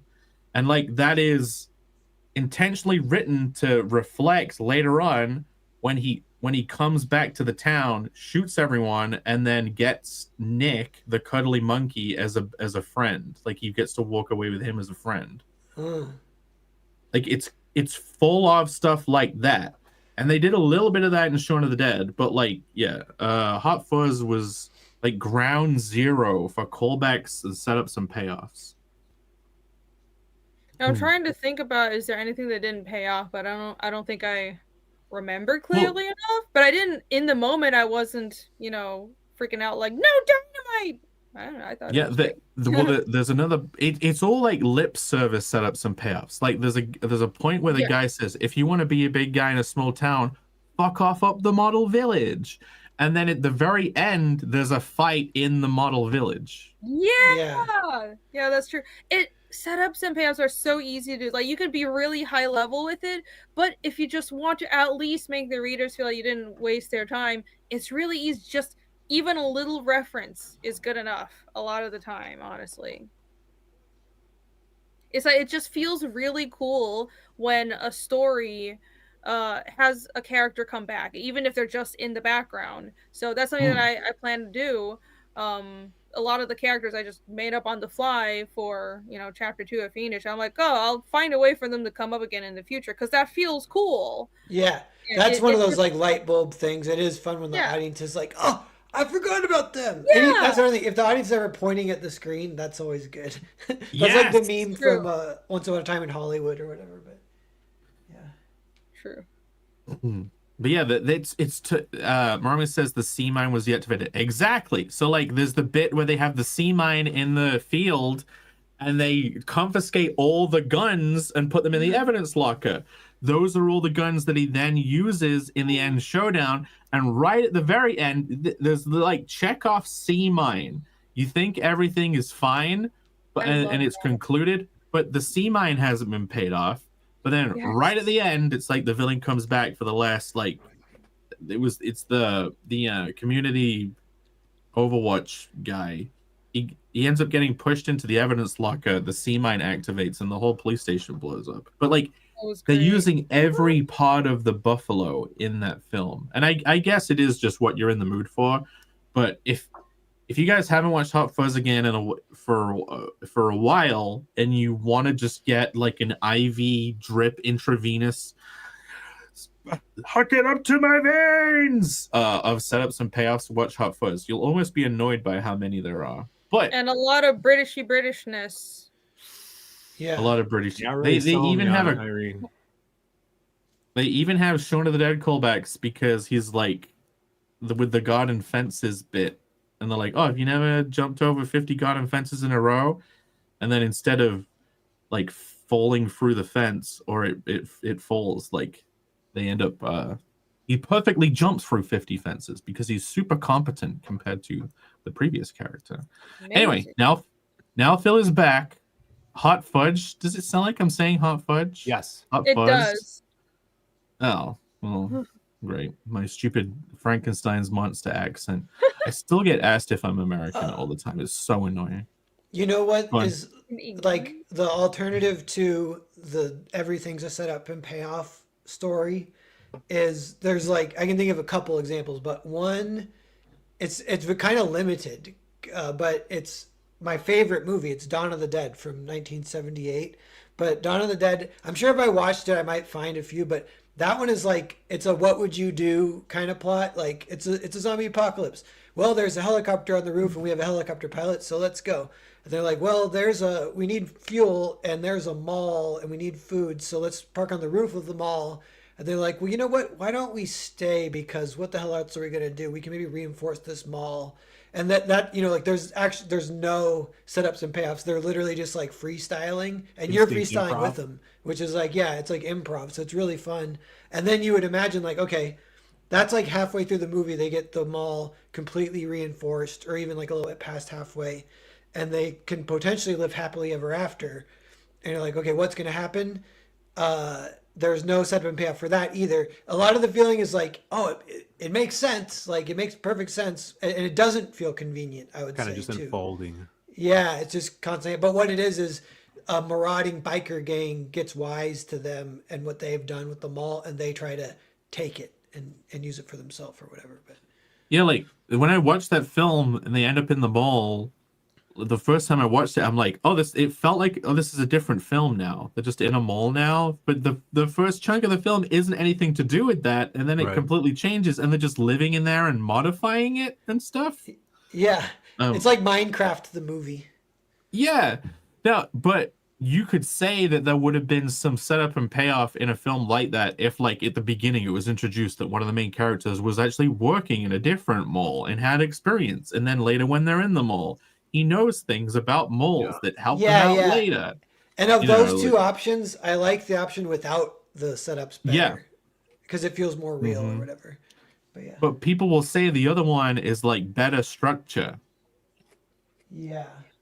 but it does end up making like, does having to set up everything make the thing you Well, create feel that's a- formulaic? Yeah, because structure-wise, Good point. Dawn of the Dead does have perfect structure, but it's a different thing. It's not setups and payoffs, but it is even the idea that, like, I think it's maybe 2/3 that they get the mall is completely perfect, and I think one of the characters has died, and then it's kind of this little lull, and then the biker gang comes, and that's the entire third act. Like, that's perfect structure, actually. But Okay, I will now. Phil has returned. I will go over these points that I put together last week. Yeah, tell me So about the good hot fuzzy. hot fudge-roni. Yes. Goods can give a story a sense of rhythm. Autoerotic member berries. Oh yeah, that's about member berries for your own thing. Yeah. So structure in general gives it rhythm. I suppose I already made the point about callbacks are like the chorus of the piece. And it's kind of like episodic versus movie. The thing you mentioned with Tremors where the setup isn't so like chunky or obvious, I feel like that's better for a film. But if you're doing like a very short, compact episode of episodic story, you may have to be more obvious with the setups. What do you think? So people remember it across episodes? Kind of. I'm just thinking episodic stuff is more compact in general, and the beats usually have to be hammered in more. They can't be as subtle, but maybe I'm I wrong. would think it's the opposite way around because episodic stuff tends to be shorter, so you would have the gap of time between setup and payoff is smaller. I don't know. Yeah. If it's internal, like within an episode, right? I How do think you it's guys feel- it's still important, like, to not make it so obvious that it takes the reader out of the story and they call out that, oh, this is something that's going to come up again.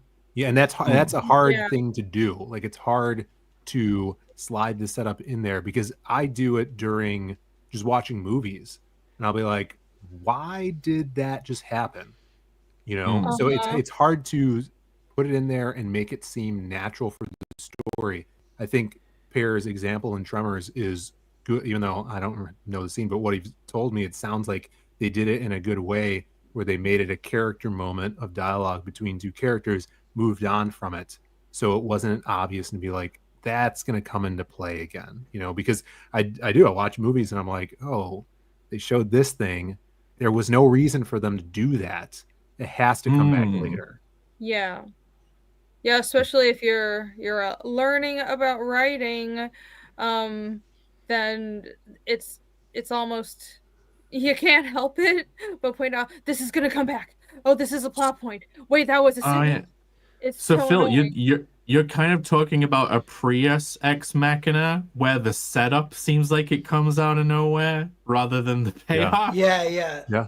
I can relate that too. A movie, you'll be like, why are they showing me this? This is obviously a setup. That is like annoying. And I think a good tip for kind of hiding that is maybe having another reason to show it. Oh, good point. That's great. So it feels more natural that it also affects something else in the moment where it would naturally. So it's not as obvious. So that's like your kind of red herring. And it's not really red herring, but it's like that's your cover for sneaking in the line of sight for your audience. So and then it works on multiple levels at that point then.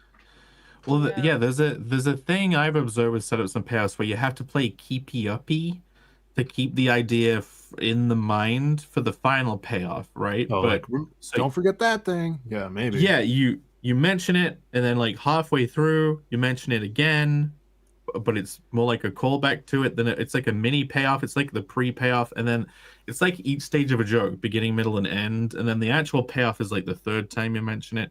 They do that with the Swan in Hot Fuzz. Like the actual payoff is it foils the bad guys, but there's like a couple of other times that the Swan comes up.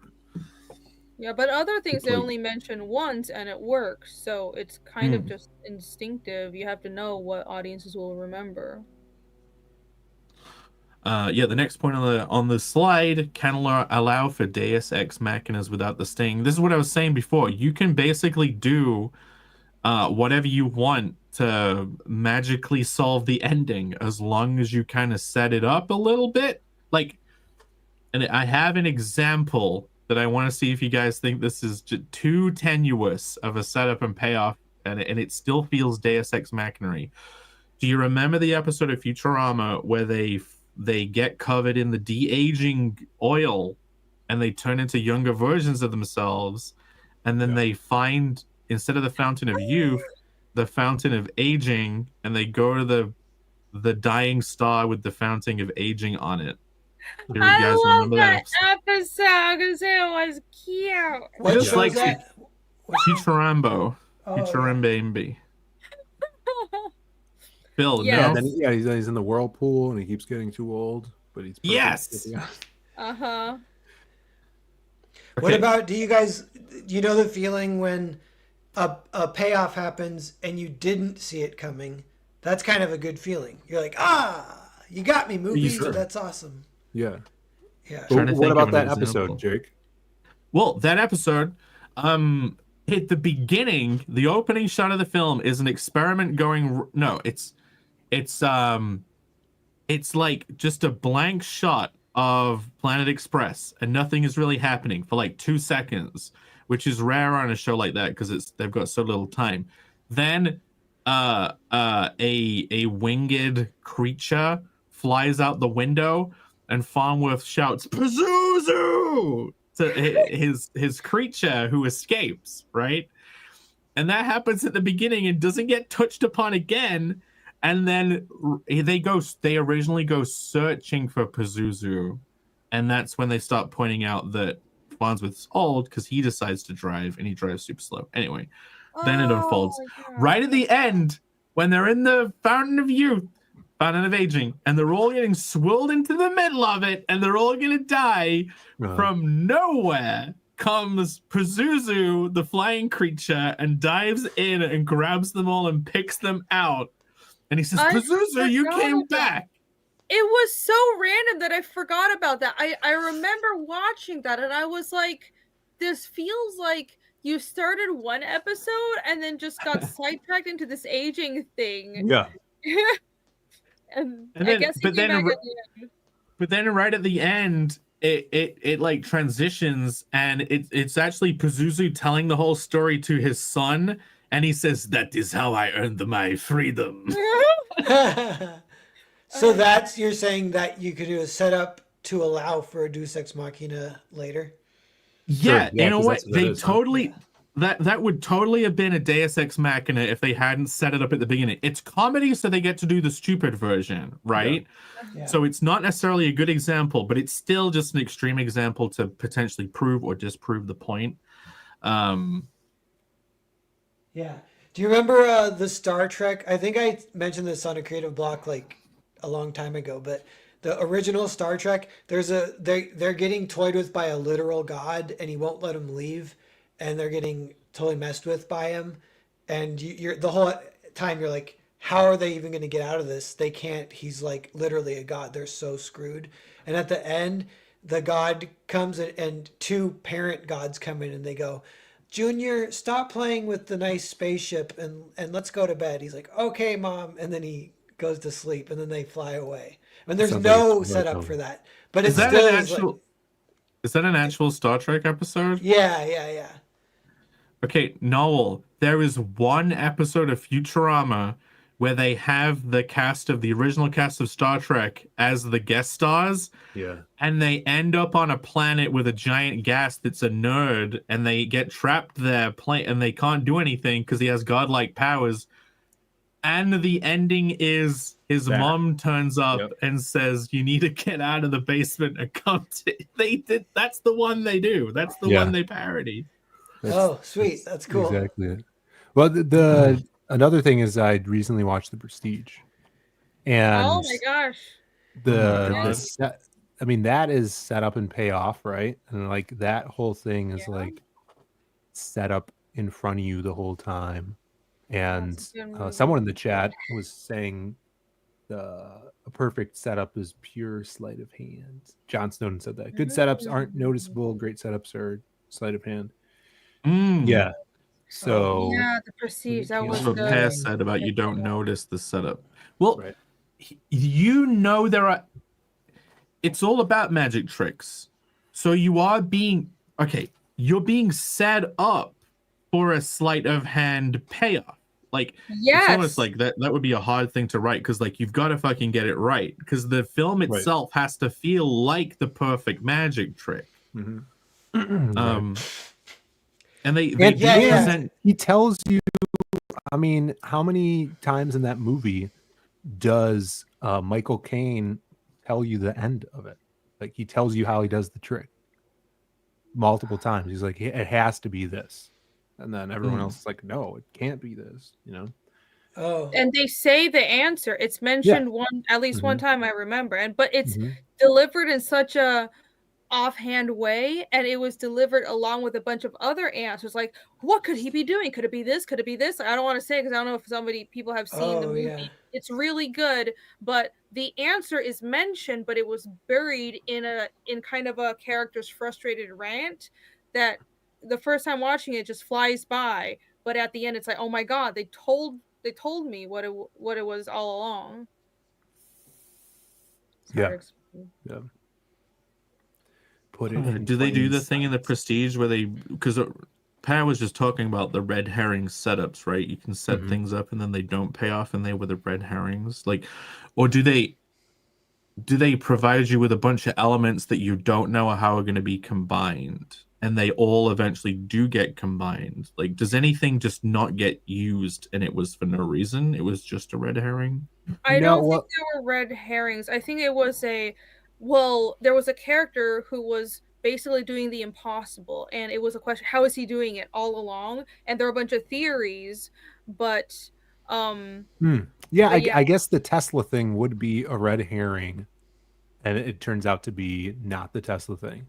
Right, but the Tesla thing was used by his competitor. Right. So because Hugh Jackman heard that this guy made a machine, Tesla made a machine for his rival. He's like, I want you to make that for me. And he's like, I can't.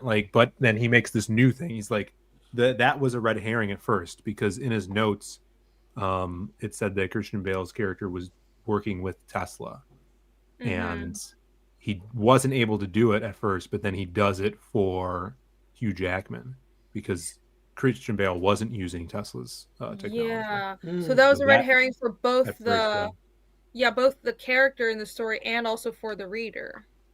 Yeah. Yeah. Phil, it's pronounced huge jacked man. Anyway, allows for more ridiculous combination of concepts that without feeling like it came out of nowhere. So I wonder if this still ties into The Prestige because the ending is fantastical in a way. You know what I mean? And you have to get there. You can't just pull that out as I think that there's the what a twist part of a story. Like, oh my god, it was like maybe some writers don't understand that a twist that feels good has to be, it's still set up properly. It's not actually a twist, it's just a very surprising combination of the elements you've already presented. Right. And they do, even though the ending is quite fantastical, it doesn't feel like it comes out of nowhere and people are ready to believe it. You've primed them to believe the fantastical ending by meticulously composing the possibilities. And it wasn't, the story introduced crazy scientific feats that we know in the real world, as far as we know, don't exist. Right. That when the solution at the ending, the twist at the ending is revealed, it doesn't feel that unbelievable because you've gone even further in the course of the story. That's cool. Yeah, it's kind of like the simple beats the crazy thing. Yeah, in it was that kind of movie. like the ending was kind of a simple solution all along. It's like we've gone so complicated, but the answer was just really simple. Yeah, Moromi has That- he's totally correct. What happened in that story? He just built him a Tesla coil to use the electricity as like a thing that looked cool and would hide the nice. switch or whatever. Oh, forgot about that. Oh, But there we go. It was that Tesla one. was Yeah. able to create something that actually did magical things by science, you know. Yeah. Ellie has just had a brainwave. He says Twist is a callback to Spaced. Good one, Jake. You are Wow. the Ellie. You win the grand prize. No one else on the panel knows what you're talking about. Nope. You are fully correct. I don't think anyone else in the chat has ever watched Spaced. I've watched it, No. Twist? Do you know? Okay. Oh, but I don't remember. It's from the guys who did Hot Fuzz and stuff. It's those guys. yeah. Do you remember Twist? Yeah. No, what's Twist? No. Okay, No. never mind. Yeah, No. he's laughing. I'm No. not gonna say it. I'm not gonna say it. Anyway, what is another good I put? I put create lore.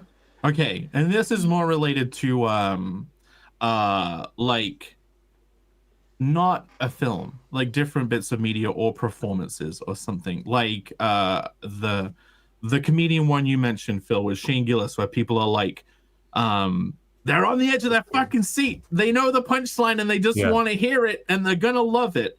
That's like the lore of that particular comedian. Or on a stream, Bancroft, if he's still around, he has like 10 million fucking lore points that are constant callbacks to like previous jokes. You know what I mean?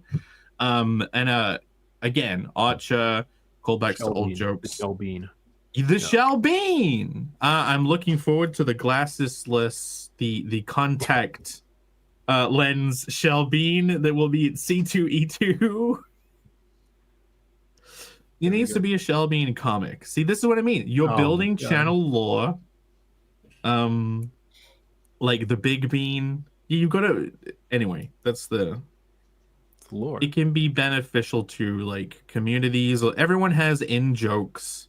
Yeah, And it for sure. it's another application of setups, payoffs, callbacks. Okay, onto the beds. Can be leaned into too much, making a story feel like a soulless machine. This is the flip side of the Hot Fuzz thing, where if you're watching it and all you're seeing is setups and payoffs, is there a point where it becomes annoying and you're like, this isn't a real world that's happening, it's a simulation crafted by the writers. I think Hot Yeah. Fuzz, being by merit of being a comedy, pulled it off just barely. But there was a point at the ending where I was kind of feeling like, okay, we're just going through the motions. Yes, all the characters are coming back. Yes. But it was comedy. So it's I just have a good example. That's a good point too. Leaned on too much, it becomes too repetitive. I just saw the film The Monkey. How's that? I Oh, you were just Purple. leading. You were leading. You did a setup. I think so. It's I guess based on a Stephen King story, but it is like insane. It's the guy who did Long Legs, which you liked a lot, Pear. No, I didn't like Long Legs. Oh, you didn't like? Okay, No. good. I didn't see it, but I heard my girlfriend didn't like it. But the director's like, oh, if you guys like Long Legs, this movie's very different. It's not serious. It's just like popcorn movie. You go there to have a good time. This spooky horror thing. So this point right here where it could be leaned in too much, I think The Monkey did that. The first like 30 minutes of the film I enjoyed because you're getting in the groove of this cycle that is just played to death. And by the end of the film, you know this person's going to die because the monkey's, slapping its drum when he's around. It's just like, because the setup and payoff has happened so much through the first third or fourth of the film, that you're just like, oh, this is just going to keep happening. And it does. And it just keeps happening. And you're like, oh, these two characters are going to have their resolution. And it's like, they do, but you know that one of those characters is going to die because the monkey's there, and that's the gimmick of this film, and it's too repetitive. It's too much. Okay. Yeah. Could the good version flip side of that be you set something up where it's like to the point of painful how obvious is that this Right. is gonna happen. Then you do the complete opposite. You break the cycle almost. Right. You would want to subvert it, right? Yeah. And like To because it's all about conditioning, right? You're conditioning your audience to get in Yeah. this rhythm, and then you jump out of rhythm. Yeah, and they that creates a didn't- contrast and shocks and impacts. Yeah, But they that didn't break didn't it. happen in the monkey movie. That's kind of annoying. Yeah. Yeah, and it was I'm by not the gonna end. watch it now It was that- annoying. that's it. He's not gonna watch it. Don't watch it. Yeah, I kind of want to do something where it's beaten to death and then it is like the opposite. Yeah, that could work in comedy. There's so many things. That's annoying. The fun thing about doing comedy stuff is you get to be baby steps with everything as well, because you get to do like you don't have to worry about being cringe. Like you can or getting it wrong, because it could be funny as long as it's funny. It lets you explore the obvious versions of a bunch of ideas. Like the It's story very- I'm writing right now. Yeah. Go on. Sorry, I was just gonna say it's forgiving, but also very hard to write comedy. Yeah, I agree. Yeah, what were you gonna say? Sorry. The story I'm doing now, each Connell story seems like it's taking a structural idea or something from this show and being like, how do I flip it or do the obvious version? It's like trying to learn like an AI, but using the safety of comedy. That's right. It's a fucking crutch, guys. Anyway, next bets. Okay, if not kept up, can feel as a cheap as a resolution. Like, so that's like a setup.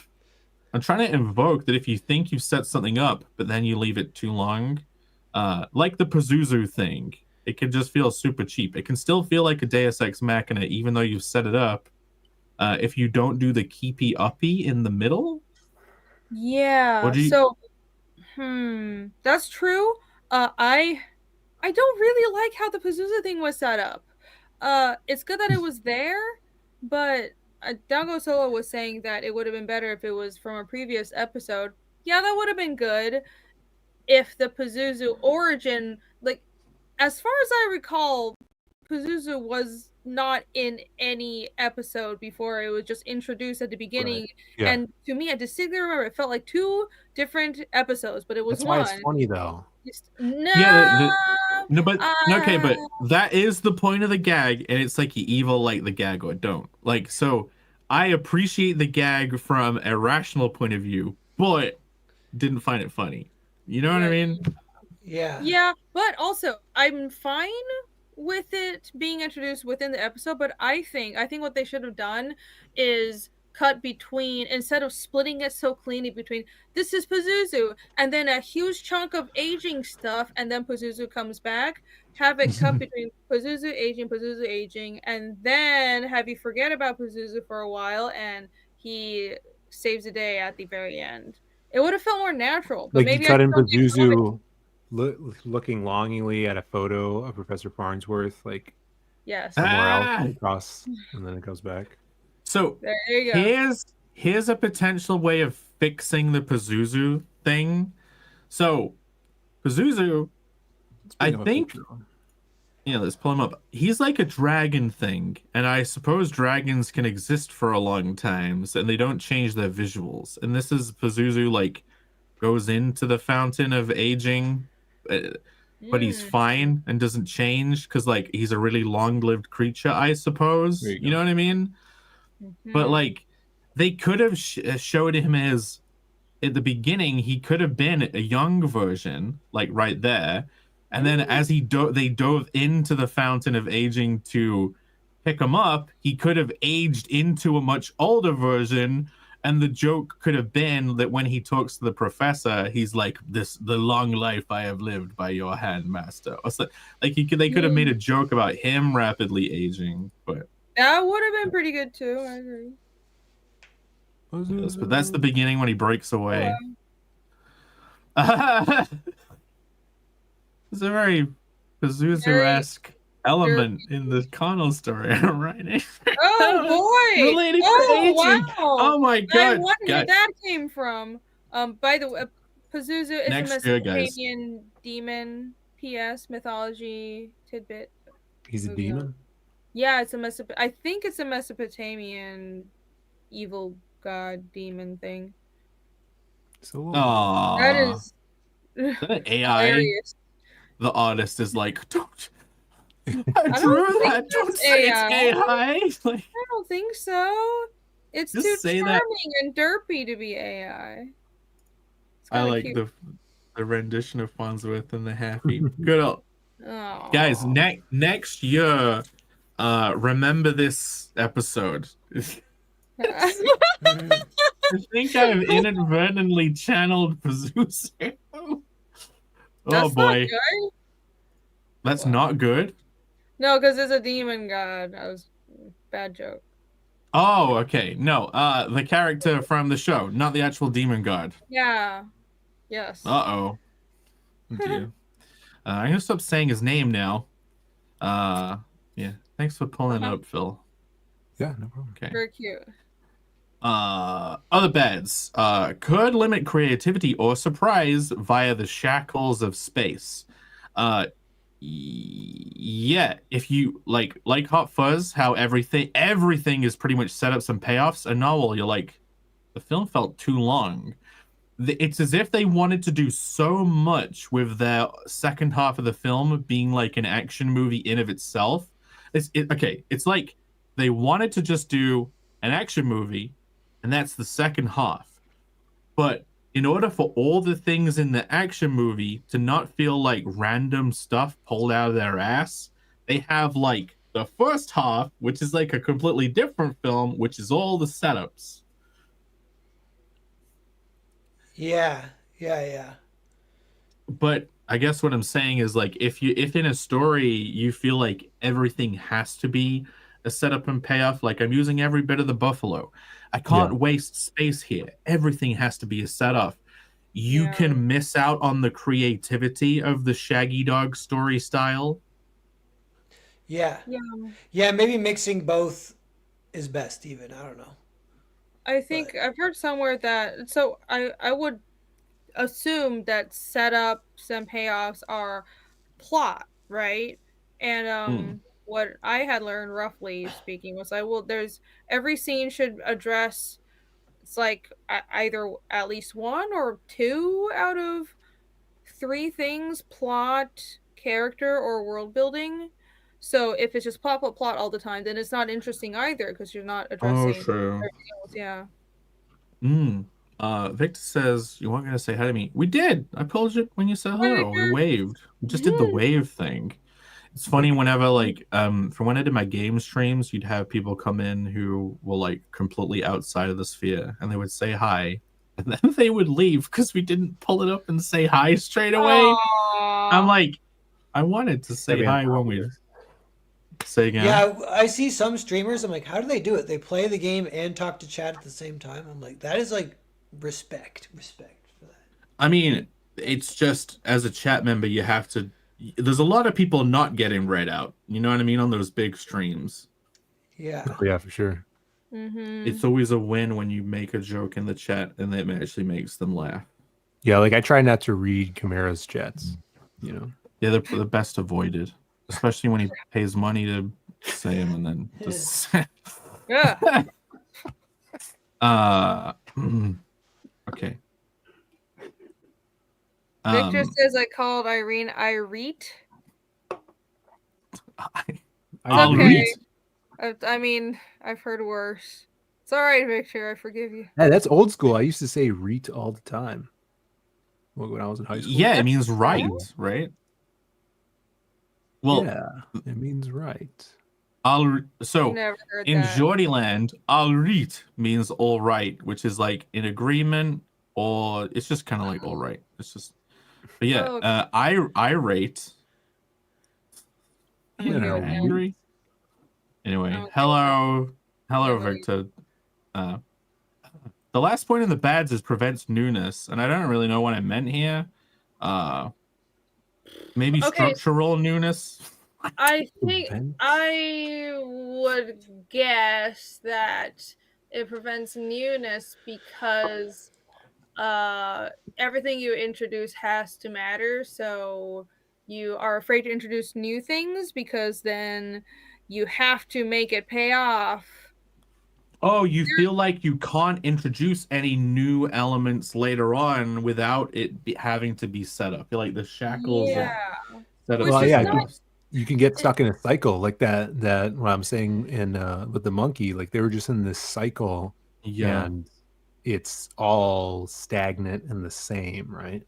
Yeah. Yeah. Calling back to what Phil mentioned earlier about burying your setups in something else in for example, like right now I'm thinking of it like plot, character, or world building. You it's a plot thing to set up, right? Bury it in your character development or your world building, and you can bury a lot of things in that, and a lot of elements in your character backstory or little details in their gear or the world building don't pay off, but you can still introduce things that are just fun because you need a story element where we're Yeah. just having fun, we're just hanging out with the characters, and you bury all the important Chekhov's guns in that, and when the payoff comes, it's like, oh, it was there all along, but you don't Yeah. feel like it's all Yeah, combine that with what Phil said too, of like just a scene being kind of about more than one thing,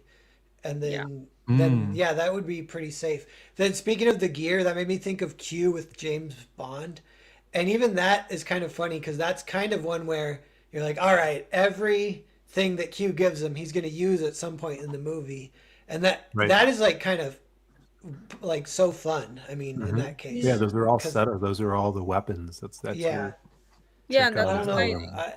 I don't know what that. Yeah, if it's dramatic irony or what, but that's an example where I definitely give it a pass because it's like they're so obvious about it, and it's just so. Oh, that's because it'll pay off a lot of times in ways that you wouldn't expect. Right. So he'll yeah. be like, "Here, this is exploding gum," and like he'll use it not in a way that you would think, and then you're like, "Oh, sweet." Yeah. Yeah, that. And speaking of exploding gum, have you ever seen the film If Looks Could Kill? No. I do not recall. If Looks Could Kill is this 80s subversion spy movie. It's like James Bond, but the premise is Richard Grieco, who's like the teenage heartthrob. He's in high school, and he has the same name as the cover name for a huge spy in France or whatever. So he is about to flunk out of French class, and he has to go on this field trip to France. The spy gets killed, and the Secret Service picks him up because he has the same name, and he has to take the place of the spy, and no one knows it. Like, the school doesn't know it. Even the other secret agents don't know it. So he's this like jock kid that now has all this hot car and this tricked out tuxedo with a bunch of gadgets in it. He has it's a great film. It's really funny. He gets the explosive gum, and the way he uses it, he gets trapped in like he locked up in a prison, and he's going to use it on the lock, but he chews the gum up and he drops it on the ground outside of the cell, and then the guard steps on it, by mistake, steps on the gum, and then the ignition is once the gum's chewed up and it's pressed to the wrapper again, it explodes. So he basically makes the guy step on the wrapper and then it blows up. So even having that Chekhov's gun thing, he used it in a very creative way. It's a really good film. Yeah, that's cool. Speaking of, Phil, so when is Zaid Industries gonna recreate this poster with you, changing the title to If Looks Could Fill? We can't see it right now. No! There you go, back again. This weekend. Guys, look forward. Yeah, that's great. I need to do some photo shoots, but that's back when you could actually lay on cars and shit. Now everything's made of plastic and it's gonna collapse under me. Ben, you'd have like a giant ass cheek imprint, Yeah. and then you'd have to get one of those like drop shipped lights that have lines, and you know those videos you see people repairing cars, buffing dents out of shit. Yeah. Okay, Yeah, I gotta that's do it, this. guys. Coming soon, the If Looks Could Fill parody poster. Yeah. Yeah, someone needs to Photoshop that. Yeah. I'm looking forward to that coming up as a vote on tomorrow's Saber. Phil. Okay, let's see. Do I have another slide? Let me see. Do I have? Yeah. Okay. Great. I only have this one more slide. We can get it through quickly if you want. So creative solutions. This is trying to, I guess, talk about fixing the problems that we just brought up. Unspoken hints. Eggs hatched to the entrance to the cave. Monsters inside. We've already talked about this. Then this is just the very not obvious setups. The jukebox, or at least making it tiny, a visual that never gets. So the example I've used is like people are going to go into a cave, but outside is like broken eggs, and maybe the camera like lingers on the eggs, and you're like, they're going into a cave. Is there going to be a thing in the cave that hatched out of these eggs? Mm-hmm. Right. Check. That's that's a little more obvious, but yeah, for sure. You want and you could make it obvious on purpose to create dramatic irony, because your characters may not see those eggs, but we do, right? They do that all the time. Okay. Indirect premonition. Again, this is like we already mentioned this. It's like when they're at the shooting range in Hot Fuzz, the doctor says to them, all you need to do is shoot all the little people and you get to walk away with a cuddly monkey. In Shaun of the Dead, right at the very beginning, they say what's the plan for tomorrow, and Nick's character says we start off with a Bloody Mary in the morning, blah blah blah, then walk back here for shots. And the Bloody Mary in the morning, it is like the woman that they push onto the garden spike thing. That character is called Mary. On a name tag it says Mary, so she's like the Bloody Mary. And like coming back to the bar for shots is when they get the shotgun and they start shooting the zombie. They finally get a gun. So it's like the indirect premonition. I want to know if you guys think that's cool or if it's annoying. That's cool, but I don't know, like, how long did it take you to figure that out? Yeah, that's like YouTube video essay style, which is still cool. Those are like hints that the writer is just throwing in there as like an ironic foreshadow, right? It's the second watch pointing at the screen. Which is cool. That's definitely cool. I don't. Yeah, I guess that's like ironic foreshadowing. Okay, so it's not even a setup, payoff, or callback. It is not useful even for this. It's just. It's like a tip of the hat to the audience. Yeah, it's a cool thing you notice later. Okay. Yeah. Preventing bads. I put points of no return to prevent looking back too often. Yeah, let's see what I was trying to say. It's like, if you make a setup, but then you if you keep calling back to something, but then like that character dies or something, or you pass a point of no return where that thing can't really be called back to. I'm thinking about long episodic series at this point. Or like when a joke is overdone. Yeah, you can kill the joke. Sure. I mean, okay, literally in Archer, no one says phrasing anymore, and then Archer just keeps saying, "So we're not doing phrasing anymore." No. But I suppose that means it's a point of no return that just changes the callback. Okay, I'm rephrasing what I put. Prevent a bad, just change the callback. Just do a new style of the same thing. Speed this to death multiple times. Yeah, I mean, shows like Archer or Frisky Dingo, even Arrested Development, like they'll do seasons of callbacks. You know, yes, and like really big setups. Like Arrested Development has great setups, payoffs, and just constant callbacks by the time you get to season 3, you know. Ellie is Johnson mentioning Berserk. Oh, sorry. Go ahead. We'll do Berserk after. Johnson says, I'm noticing Zero at World's End references. I wonder why. Anyway.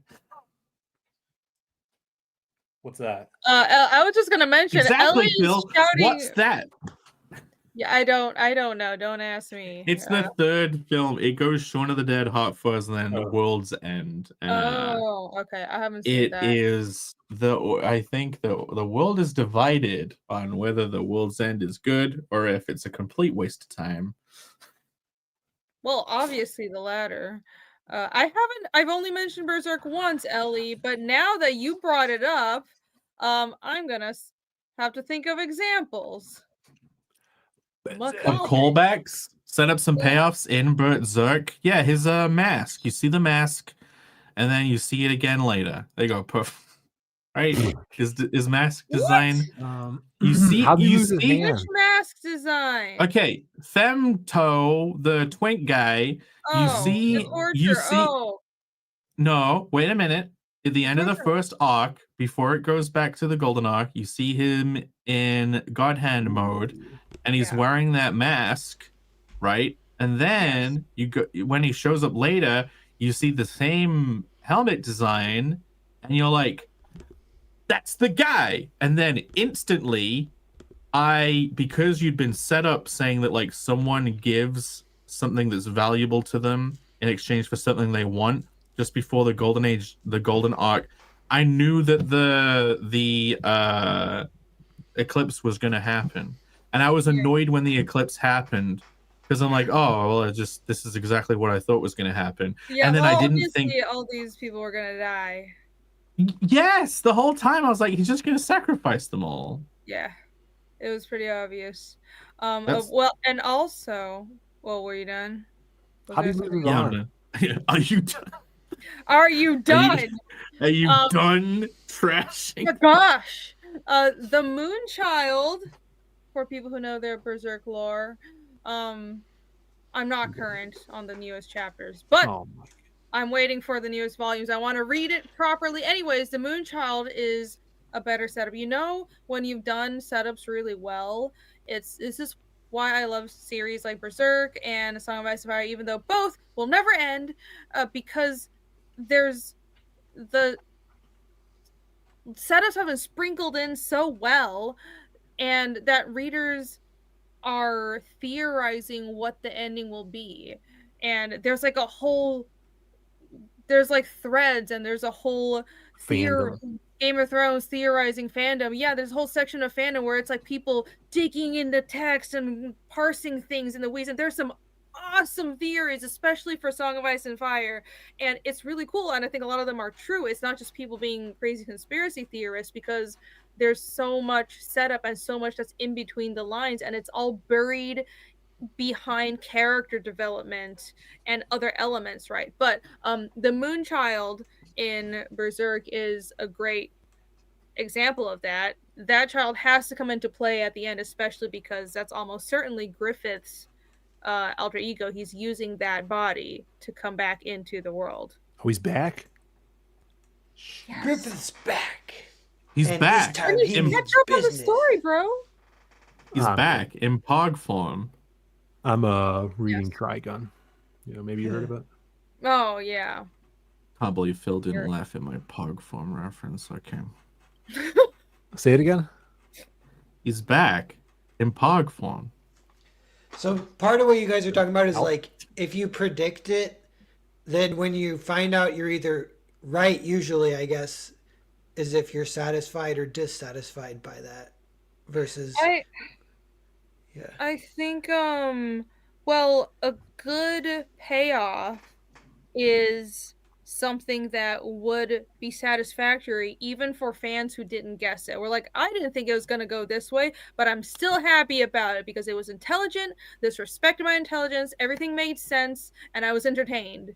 Like that's a good. If anything, I'm like the inverse of that, where if I guess it, then I'm less satisfied. I like to not know what happens or whatever. Yeah. Yeah, for the big one, like the big reveal of things, I can go with both as long as it's done well. I think the tiptoeing of setups and payoffs throughout the thing, like I think you should do ones that are more obvious that do make the audience feel happy with themselves that they guessed it, but then you'll do one where they're definitely gonna get it wrong. So they're like, ah, fuck, I guess I don't know what's gonna happen. So it's like they kind of then you're reinforcing the semi-predictability. Like you're gonna get it sometimes, you're not gonna get it every time. Does that make Yeah. sense? Does it sound like a drivel? No, that completely makes sense. And I do like guessing things and being right, but Mm. it's more impressive when the story doesn't pan out how I guess and I'm still entertained, right? And I like what you just said about a story is best when there are both, because I've been mentioning Song of Ice and Fire a lot. And the Red Wedding was something that most people didn't see the first read through. You wouldn't have predicted that. But everybody everybody knows Jon Snow's parentage. Everybody knew he was going to come back to life, and then what his parentage is, because all the hints were throughout the books, and especially because there are like 5 million years between the releases of the books that allowed for the fandom to just theorize and parse the text so much that we know. But here's another thing. Should writers change the trajectory of their story if the fans have already guessed where it's going to go? I think no, but those two things, like Jon Snow's story, everybody knows where it's going, but I think it's still entertaining. When he the setup is still entertaining. The books haven't been finished yet. There are definitely instances where the creators will be like reading the freaking Reddit. This happened with Rick and Morty. They were like, oh, some one random guy on Reddit definitely did guess it in some post. So now I can't do that. And now I have to completely change it. And the first way before they changed it could have been better. And you sacrificed the good truth that would, if people, look, it's not supposed to be a complete surprise. It's not going to be supposed to be, what a twist! Yeah. The writer is so clever. Right, like you want to be the ending should be the right ending. People are kind of supposed to get it in a way. At least a part of the gradient of the audience is supposed to get it. So yes, people do change what they plan to do in their shows based on someone guessing it on Reddit. I don't think that's good. I think that's not based off of putting the story first. Like, you're kind of throwing away all your setups. You're going to pull something new out of your ass. There's no way that's going to work as well. But imagine being George R. R. Martin and you have to pull something out of your ass, but like everyone's had a theory and like maybe you've read a bunch of them and other people have ended your series better than you could online on a post somewhere. And you're like, fuck, like, how can I write my version, which I know is going to suck, without like cribbing from all these other people's things? Like, imagine the whole world writes their ending of your story before you do, and they're all better. Like, what do you do? Yeah. I honestly think he would still write the best one. He just needs some fucking motivation. He needs to remember all his setups. He needs to start working out. Get off the seed oils. I want these books. He needs to an ivermectin cleanse. Yeah, by the way, has my personality changed? When did you take it? You're a real artist. Look at you. Yeah, you're drawing. Oh, wow. Yeah. I think I got rid of those parasites and it changed everything. It's good. When did you take it?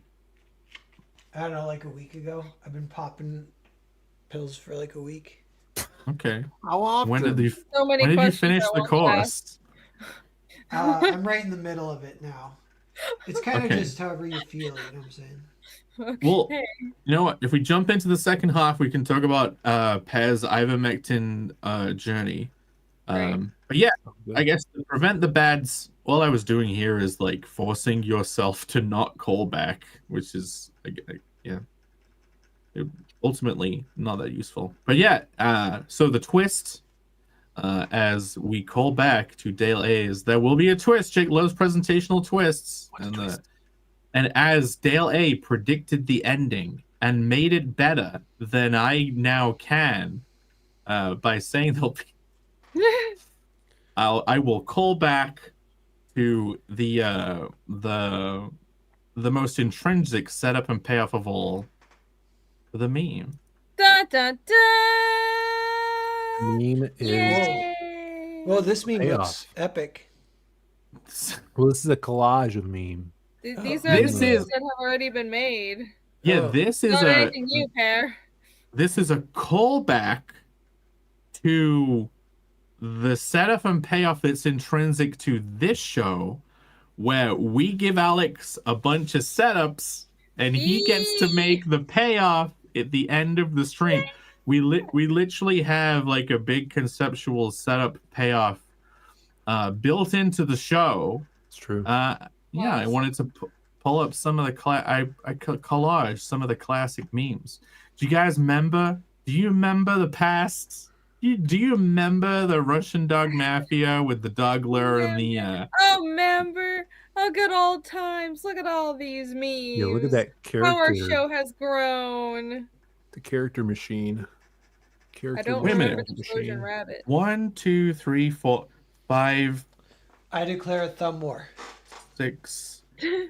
I think like 90% of these happened on my channel. Wait, on my Probably why Oh, you you grabbed them. remembered them. Is that why I care about them? Because Yes, they were it on my... is. You The pull up all character the ones design. Oh from my your- god, the character design one, the Dougler one. Bancroft's always a guest when it's my episode. I know the Postman Pat one with the Space Cube is when we devolved into watching like old TV show intros. I miss that Bancroft guy. Yeah, where's he been? Alex says, "Oh, Oh. good. I don't have to submit anything then." Ah! Perfect. You- did his, Take he a did week his job off. for him. Yeah. Alice deserves a vacation. Oh look, Alex says he can't believe we chose the dragon one. I thought it wasn't popular because of the lack of. We were all in the boxes. It was cool. I thought it was conceptually fun. It was cool. Oh yeah. I gotta pull up that art cool with that Alex that. posted too. The second half. We don't have to be front and center. Alex, are you making a meme today? Because it would be funny if the callback episode where they're specifically brought up, actually, you would be subverting it. You would be this. It would be perfect for you not to do it. Alex is brilliant at these memes. He's gonna find a way to He doesn't even have incorporate. to do it. If he didn't do all it, the that's the best callbacks. one. If it was me, I would just take all the memes I've ever made and just slap it in one collage and be like, "Look, oh, callback!" But I'm a retard, so. Like, okay, speaking of callbacks, set up some payoffs and letting certain things die. We hardly ever mention ornate impact, and that Why are was such a you lot. mentioning It was such a Why are you large mentioning- law point. That finally died. The joke died, and now you had to try and bring it back. The horse It was is never dead. a joke. This is reality. The phrasing I didn't is say dead. Stop impact, trying to did make I? phrasing a thing. Yeah, Phil's given up on impact and contrast. Oh, I said the days of yore are fading. Like, Well, But here, there's a new meme in town. Share my screen, Jake. oh my god. Wait. We're both sharing the same fucking thing. Oh, what? yeah, baby. What is this? Look, It's good Phil. this. If looks could kill. And then we have the if looks could fill poster. Oh my Yeah, god. shout out to Alan, my boy watching right now. Amazing. There you go. We're doing that up. We're creating the setup for tomorrow's payoff where Brandon sees this and awkwardly combats Phil on the My concept. brother loved this movie as well, so he'll get a kick out of it. Okay. Mm-mm. That was good, Jake. Use that as a backcoat. Yeah, it was a fun adventure for setups and payoffs. I think I'll use these things called setups and payoffs. Yeah.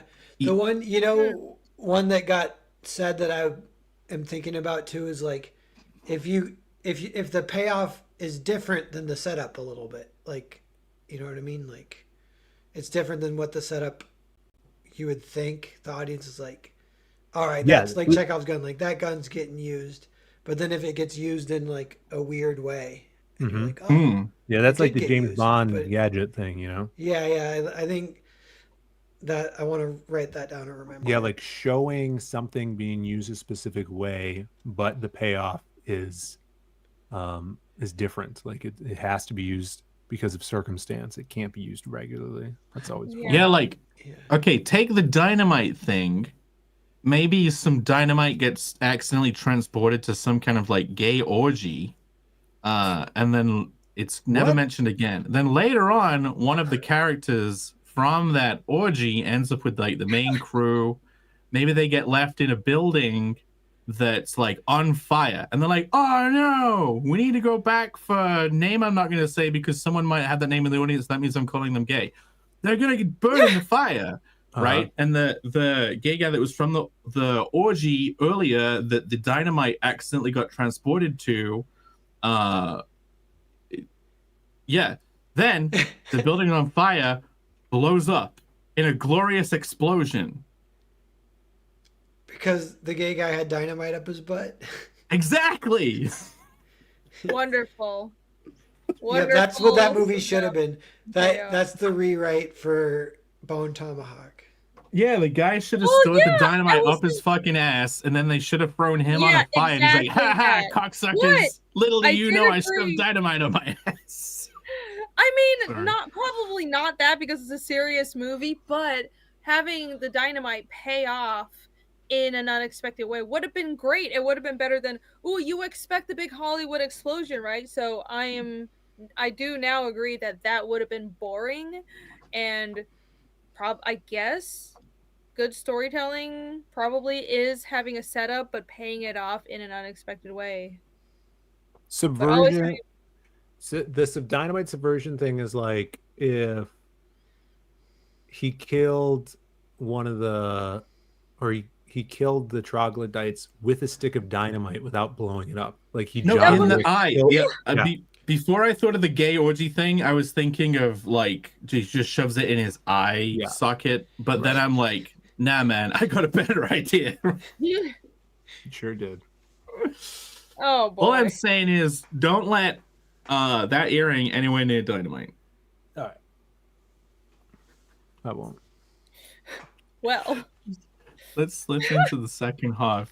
Here We're not Alex, going anywhere. Nicholas. Let's see if I have any pickles. We're staying here. All right, don't leave. We're gonna play the cat video. I'll be right Don't leave, back. don't leave, please don't leave. This is Don't just ceremonial. leave. This is ceremonial. Where's the Please freaking don't video? leave. Here it is.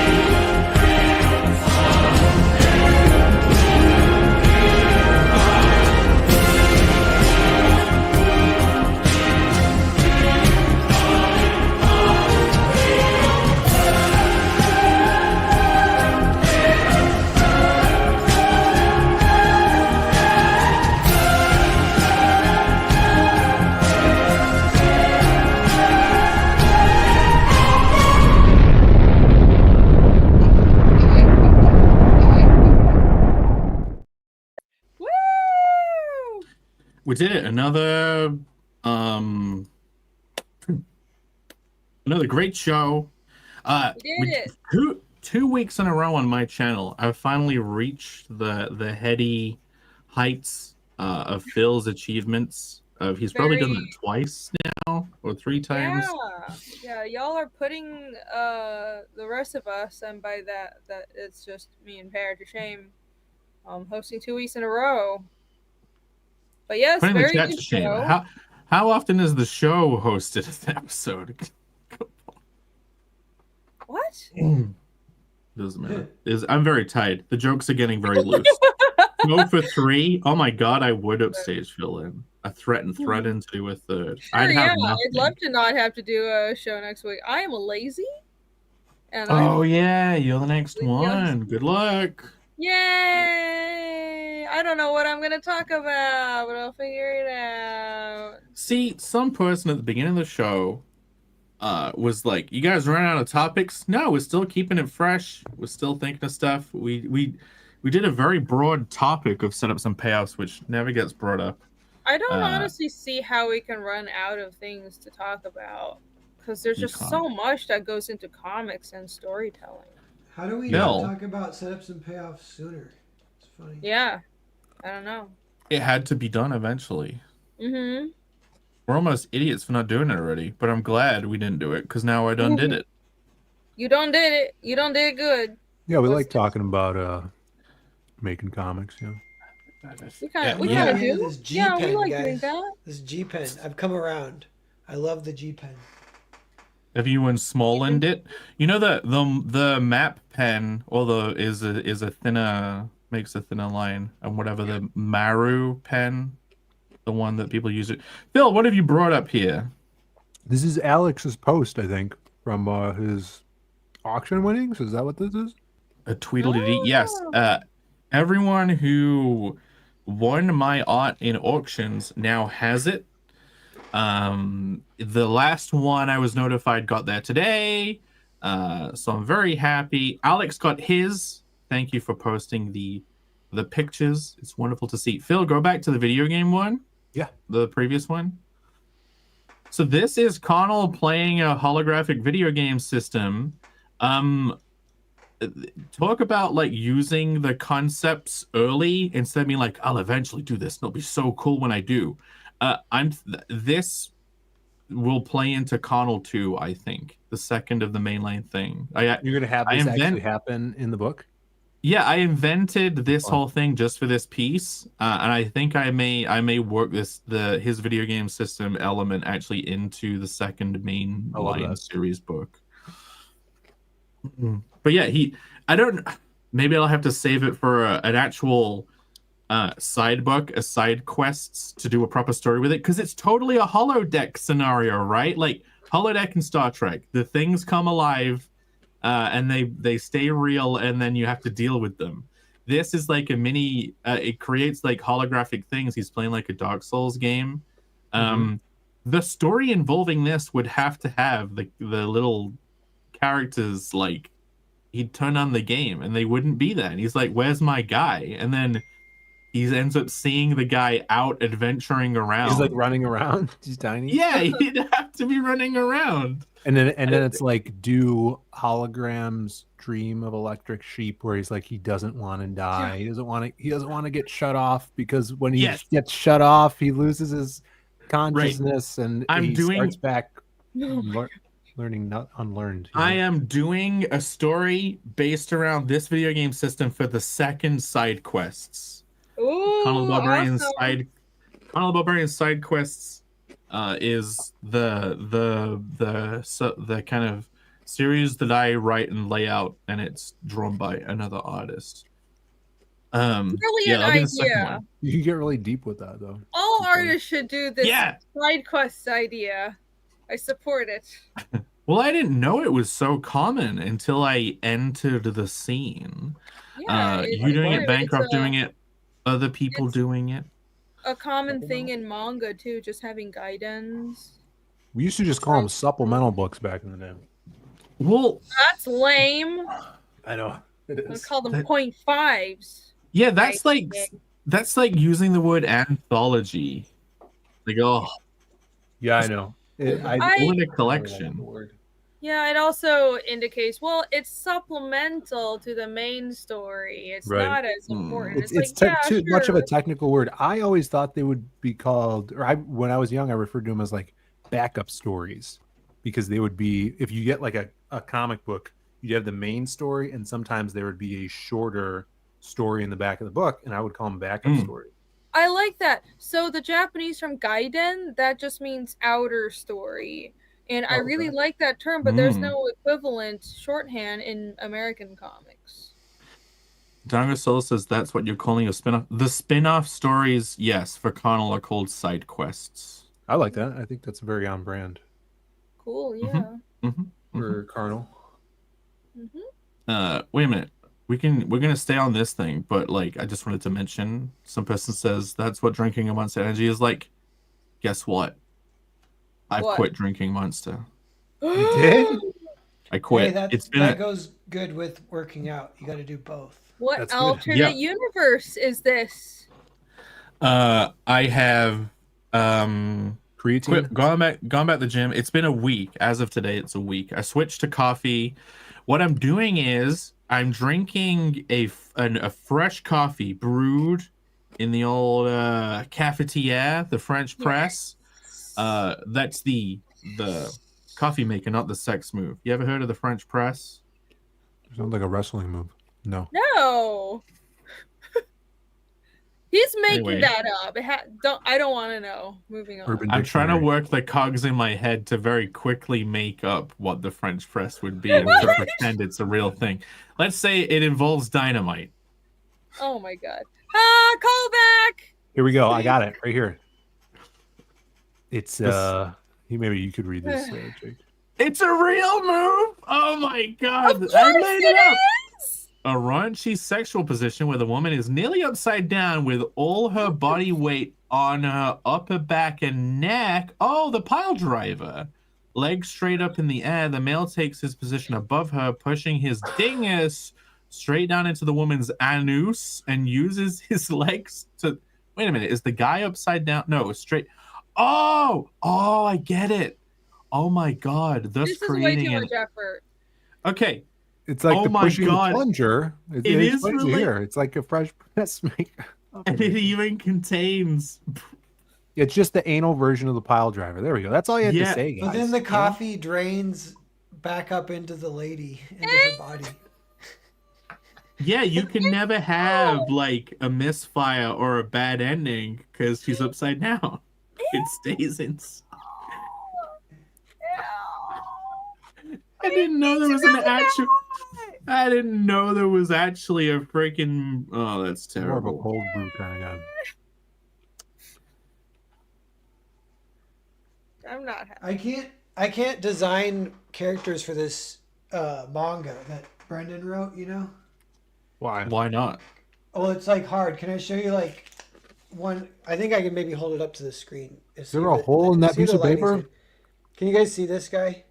Yeah, he's Oh, those very are cross-eyed. cool. Yeah, I tell you, they're all Cute. cross-eyed. Oh, you're trying to do manga? Yeah, you're trying to do novel but doing manga. Yeah. Yeah, I see the big Oh, are you? eye kind of Yeah, stuff. making them all. cool. Okay, yeah. The eyes is definitely different. It's markedly different, so it feels different for you. That's great. No, that's Mhm. cool. It's a He Dragon Ball. reminds me of syndrome. Jack from Jack and Dex, right? Is that what that? game Yeah, is? Yeah, Jack and it does Dexter. kind of look like that. Anyway, I don't know if I'm going to go with that design. I can't find. Call the him design for the guy. Jackster. The guy has a line. The quick beginning of the plot. He's like a treasure hunter who kind of breaks the curse on this ancient sword that used to be a human, and so the curse is only half broken though, so he's still a sword. But he's like, since you discovered me, you're now betrothed to my daughter. The sword says that, and the daughter is the main character. Her name's Scarlet, and then the treasure hunter, he's like, hey, I'm not ready to settle down. So that's like his character, you know, like, so I gotta draw like an anime character. He probably can't be like Prince Charming, you know what I mean? Yeah. But he can't, he needs to be a leading man, can't be Prince Charming. And even the girl's a little bit hard too. It's like, she got to be anime version of Girl Next Door, probably not supermodel style. So I've been just trying to figure that out kind of. You need main character hair. Everyone else needs to look normal, and she'll have like bright pink hair and like a giant 10-foot ponytail or something. And you'd be like, this character, for something about them makes me think they're gonna be Yeah. important somehow. Yeah, Maybe the girl's it's a little because- easier. Is he Maybe more I like? should watch some YouTube. Is he more like? Is it Jack from Big Trouble in Little China, the main guy? Yeah. He's more like that type of personality. 'Cause Yeah, he's not a Prince yeah, Charming like guy. He's more like rugged, he's kind of gruff. and he's dumb. He's dumb. Yeah. Oh, I wanted to talk about this again, Jake. This concept was like the video games. Uh-huh. Magic Cop, it's not just like the similar idea, not with a video game thing, but you know, like the holodeck thing where it's like, oh, the Star Trek holodeck, but how do you make Mhm. that magic? So in Magic Cop, in the next book, there's going to be something that is like a business that is run by a genie, and the you, as it's a service, so you go to this business and the genie puts you in a room and gives you the illusion of things that are happening, like your paradise vacation, or you're hanging out with a bunch of hot chicks, or you're on the beach, and you get like an hour to live that life for an hour. So that's like kind of my version of the holodeck, but in this magical setting where it's siphoning off his power, but you're paying him for a service. And I got that idea from, there's a scene in Minority Report where they're hooked up to like illusion machines, and it's like you see this like fat business guy, but there's a bunch of hot chicks that are like oogling him and like rubbing his body down, but it's all a hologram, so he's just being projected into his mind. Which I thought was a great scene from Minority Report. So I'm doing that in Magic Op with this genie magic. It'll be pretty cool. Yeah, you're making me think like you could have the typical concept of a summon, but the summon is just using the life force of someone else, who's in like, or they're super magical. It's like 1/1,000,000th of their power, but it's like your little summon monster. And yeah, he basically makes money from renting out his essence to create these little summon creatures, and when they die, he just gets it like back again. Yeah. At first I was gonna have it be like an illegal thing, like he's doing it and he's not allowed to, but I figured it actually being a business would be kind of funny. That man, yeah, go on. And he works with the cops, so like if anybody the cops are looking for comes in there, he'll tip them off, and then they'll come and get them, and he'll keep them busy in these illusions that Can he now you're making me think the person hosting the illusions would essentially be seeing through the illusions. And it's like he gets something out of it because he kind of does get the experience of what the illusion has. Yeah, that'd be cool. And he has all this, he would have all the intel. Like you would do it so it's like, oh shit, he knows everything that happened kind of thing, but he doesn't tell that to other people. Yeah, that's interesting. Yeah, there's you guys really introduced that into the opening scene of the next one, which my brother should be drawing right now, hopefully, if his back isn't broken. He's like, I wanted to finish the first page last night, but I was drawing, my back really hurt, so I had to stop drawing. Does Brandon really draw the layouts before he reads the script? I don't know. He won't tell me. Okay. It was the, I'm like, ceremonial. I'm like, did you read the script? And he's like, yeah. I'm like, did you read the whole thing? He's like, no, not the whole thing. I'm like, read the whole thing, and then do it. And he's like, yeah. So who knows? We'll see what happens. And then we have this picture, which I love the shininess of Narwhal's horn. Like just that's very well done. Like, reflectiveness. Yeah, like the rhombuses on the side there, whatever shape the hell that is. It has more detail than the rest of the stuff in order to draw attention to it. I like it. I think it was really good. I hope I scanned it. I like the shininess of it.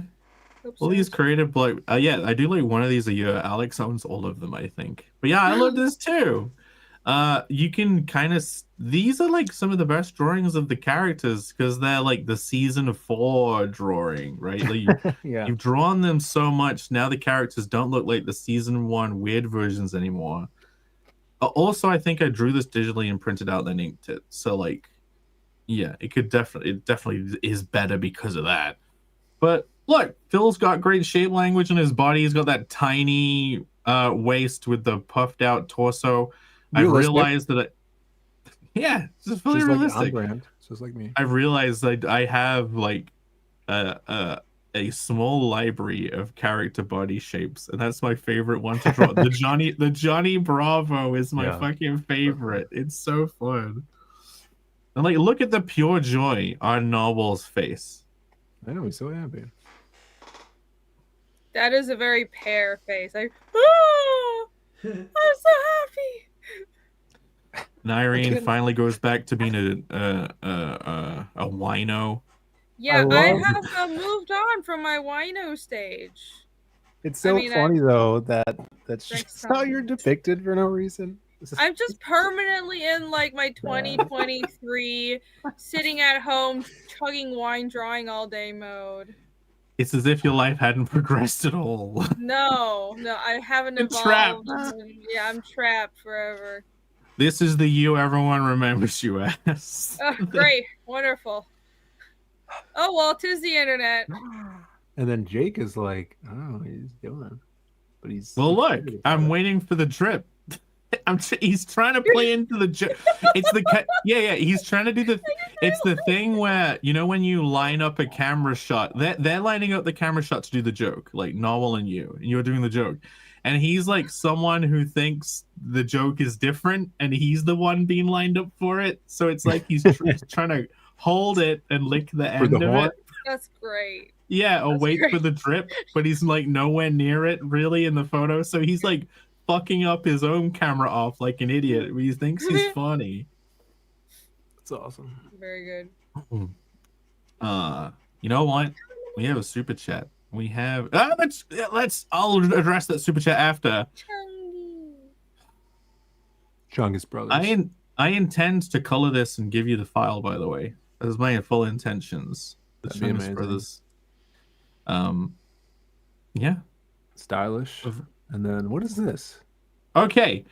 I've been experimenting with this whole Polaroid concept. Oh, this is the Polaroid thing? No, this is the actual Polaroid on my camera. Yes. But I drew one for the auction and I threw it in with Alex's. And this is a moment from the Connell first book. It's like just before the crescendo thing, and something is happening. But then everyone else is like, "Oh, he's climaxing? He's popping his top." And I'm like, "No, I didn't intend for that. No." So yeah, it looks like he's fucking up, which isn't happening because look, he doesn't have pupils in his eyes. It's just white. So I didn't draw any veins on him though. So anyway, yeah, that is Alex. You have art from that auction that plays into a lot of story points in Connell. Yeah, like Dario Solo got the digital cover. I'm not doxing him because he's already said in chat that he did get it. Like that he's the one who bought it. That's been used as the back cover for the trading cards. Oh, speaking of, guys, pull up your campaigns and we'll promote. All right, I have stuff to Alrighty. sell. Oh my! Because it's not long until Vatican City is on the way. Yeah, and sign up for my mailing list for Cerberus. Cerberus has to do good. At what? Thought Vatican City had to do good. How do we Vatican sign City up at too, it? but Cerberus also. How do we sign up for Is there a sign up? Vatican? No, just know that it's coming. No, but there is a sign up for my mailing list, I think, somewhere. Well, seeing as no one's pulled it up as quick as possible, I'll go to you next, Phil. Starbarians, I mention this all the time. I can't see it. Still, oh, frickety frackety. There you go. It's there. Now everyone can see it. Guys, he removed the buy 3 copies. The stock is ticking down. He hasn't put zero claim. People are receiving their Starbarians, and it looks fucking epic. I can't wait to get mine. So I'm just mentioning it right now. If you're excited about Connell in any way, this book is like everything Connell would one day wish it could freaking be. Like this is going to be epic. It's like 100+ pages. I saw it on Comic Tropes was talking about it, and he had one. He had it. I didn't get to see him talk about it yet, but they're buddies, I guess. Like he did his intro. People are receiving it. Harry animated the intro to Comic Tropes' show. So the little animated intro, Harry did the animation to that. But yeah, look at this. 1,702 backers. And this is over 100,000 gay British pounds. And it is a book-only campaign with only one cover. Like, that's insane. It's great. That's insanity. He didn't do variants. He had no merch. Just this one book. So he didn't print much more. It's not like he overprinted by a lot, which, technically he should have. So you got to get it while you can, in a way. But yeah, just a quick shout out. I That's like bringing amazing, it and up. that's written money, so that's even more in Yeah, gay American British Totally. pounds. Yeah. right? Wow. That's Also, awesome.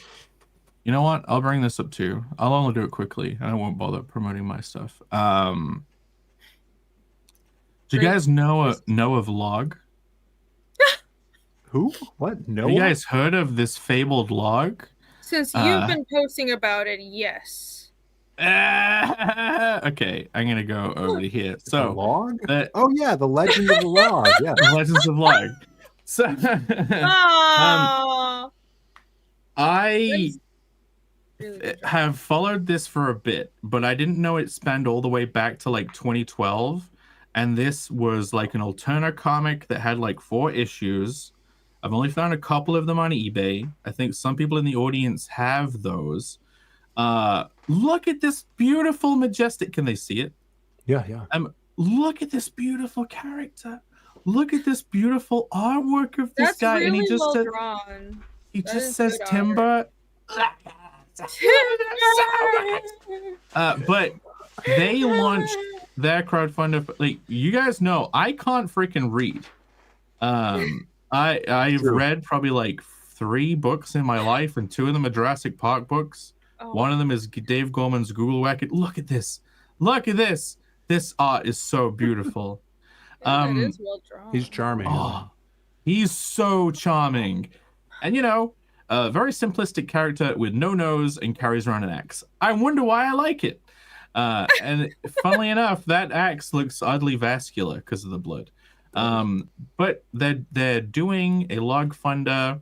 They have 8 backers, which is already 110%. I bought both of these. They're written text novels. So even though I'm an idioto who cannot read, I am going to attempt to read. And seeing as it's 8 backers, I wanted to bring it up because maybe you guys will be interested. That is quality paneling. Look at this.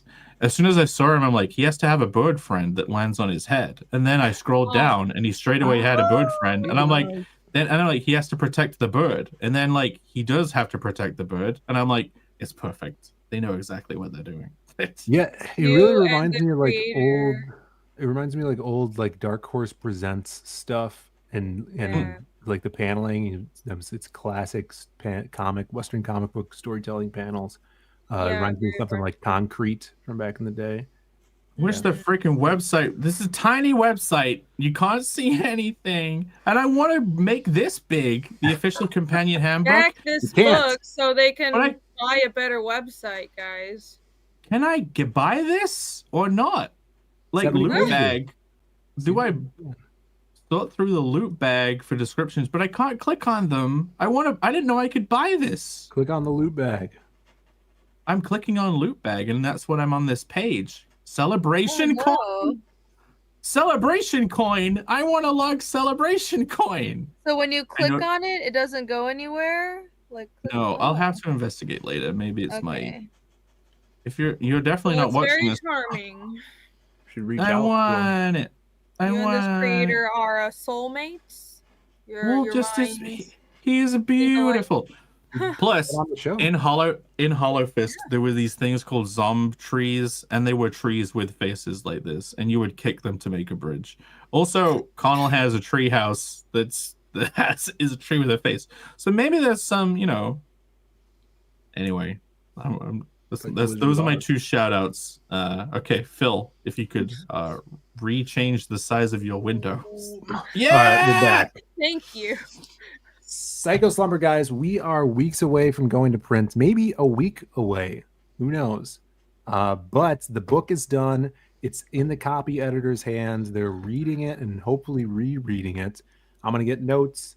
I'm going to edit stuff, lettering, but you guys can still back it on Kickstarter. Today, what's it called? The backer survey went out. So if you already backed on Kickstarter, you should have gotten a survey email because they do that over there. Adam's handling all that. But I did get an email saying that we had like a bunch of people already complete the survey. So if you already did, thank you. If you haven't and you backed on Kickstarter, go do that because I think that's how we get the money, I guess. I don't know.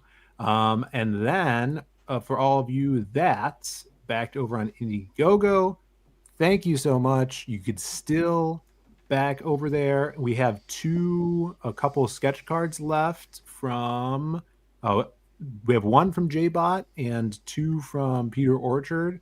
They're over there. You guys can get some original art sketch cards. And yeah, like I said, this bad boy is almost ready for print. So we're just getting everything hammered out. And then this will be out to the printers and back to us next month. We'll start fulfilling it. And it's awesome because this is going to be our first 2025 book. And then we're going to keep rolling from there. We're keeping moving. Thank you guys for backing this, supporting it. And if you need anything else, please go over to zcomics.com and get some cool books and shirts and all that good stuff. Make sure you're on the mailing list. Thank you all. Phil, I have a question. I have 2 questions. Yeah. One, I buy stuff on Kickstarter and then remember it months later. I know. Me And too. they send me a message, and I just happen to go on there to look at something else, and they're like, "Could you give me your address, please, so I can send you your stuff?" And I'm like, Right. "Oh, fuck yeah." How many people do you end up not being able to send shit to because they don't give you an address? I've never done a Kickstarter before, so Adam's Okay. running it. But yeah, I guess that's how the survey things are.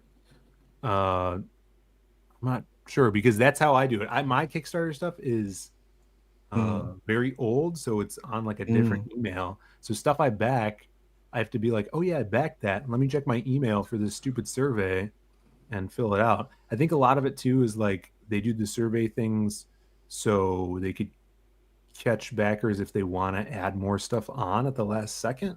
So that's what it is too.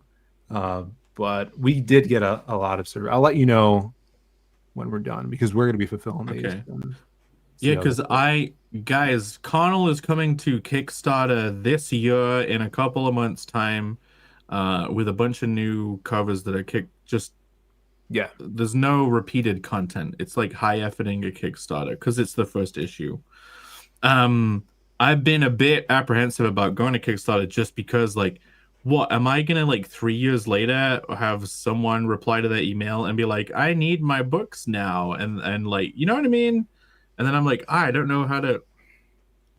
Yeah, I'm kind of wondering worried if- about that too. But it's such a big platform, and a lot of people making comics do well on it, so it's worth a try, I think. And I mean, question. they've made upgrades to it very recently. Like they have basically the in-demand thing. So I this heard is that, now, our month has been over, but people could still order it where 2 years ago they didn't have that feature. Phil, do you know if they have that rule where you can't run the exact same campaign is still in place? There doesn't seem to be that. I don't think you need exclusive content anymore. Is that Right. correct? Will? Yeah. There's no like disclaimer or anything. Cool. That's pretty good if it's true. Because I kind of want to run the same campaign simultaneously. Blue Dick Starter. Oh yeah. That would be Yeah. mine. Yeah, I don't think so. We did have like the shirt on here is different from the Indiegogo shirt. Jason Krager did one. That's the only like real exclusive thing other than a signed copy from Doug. But everything else is basically the same. Yeah, Great, for issue 1 of Connell, the Kickstarter is like everything's different, but in future chapters, it will be the exact same campaign. Like Indiegogo, Kickstarter, Global Comics, Fund My Comic. It'll be like the same, and all the covers will be on all campaigns at the same time. So it's only issue 1 where I'm trying to go shebang. But yeah, this looks right. Here's my second question, Phil. Yes. Will you have copies of Psycho Slumber at Heroes or C2E2? For sure at Heroes, definitely. Mm-hmm. I'm trying to make it so I can have stuff for C2E2. But that's coming up pretty quick. And if I did, I don't think we would be fully done fulfilling it yet. But for Heroes, if we go to Heroes, yeah, I'll definitely have that and probably some extra new stuff too. Yeah, because I'll be at Heroes and I want to pick up stuff there so I can avoid a whole yeah. shipping Good thing. idea. So awesome. Speaking Can of you make avoiding me big shipping, just for a second? What if I give him a unibrow? And no Yeah, nose. no nose is great. I'm a fan of the no nose. That Unibrow is is very very anime. Or just like Unibrow a is very dot. doofy. If you want him to be doofy, then he looks doofy. Yeah, if he says, I'm not ready to settle down, but he's got a giant unibrow, that's kind of funny. It's like, yeah, no shit, Sherlock. I'm like, you should take the deal, man. Yeah. Can't even shave your eyebrows. Goddamn. I'll ask Brendan if he likes that, because it's a little change in direction. Because kind of how we have been conceptualizing it is more of that they are kind of a good match, and it's almost like prince and princess kind of style. But she But could say he princess, instead of him thinking he's the catch and he's not. yeah, it would be. Originally, it's kind of more like he is kind of a cool guy, and hopefully the way it has to be kind of, it is a little bit of a manga thing, but it's the addictive, like, will they or won't they kind of thing. That when I read the script, I felt it. I was like, I want them to get together, but they don't. I mean, you got to keep reading. It's like part 2, maybe they will or whatever. But so I'll ask Brendan, because I can't give him a unibrow if it destroys that aspect of it. You know what I'm saying? We could do a topic of a show that's called Tried and True Tropes, and one of them is the will they won't they concept and what it, the positives and negatives of delving into it. And other So things. addictive. You guys remember Friends? Rini, have you seen Friends? Yeah, I actually have. Wow, I'm trying to hear it today. Is great. Jake, it's pronounced Willy Woney. Yeah, that In would be a good England, show it's- topic. Not just that, but whether, because if we're going to go through tropes, it would be 5 million years. But talking about the validity of tropes, because they come in useful. Yeah, we Yeah. did a tropes episode, but it was just reading a list of them. Like, we should delve into a handful of the tried and true tropes and see if they are so true as to have been tried. Very good. Okay. Speaking of tried and true tropes. Oh my. Well, guess I'm not writing that down. Hello. Wait, I don't see anything. Oh fuck. Well, this is my website. Thank you, Phil. Thank you, Phil. There you go. Thanks, Phil. Can't people see? It doesn't matter. This is fiendishcomic.com, as hopefully you have all seen. If you haven't, this is the website for my comic, my obsession, my fantasy series, Fiendish. And as you can see, I revamped the website a couple of weeks ago. I now have this big, beautiful sign up right on the landing page for everybody to sign up to the email list. So if you haven't yet, go over there to sign up so you don't miss out on the chapter 3 launch that will be launching this summer. Where is that page? There we go. And here are the books.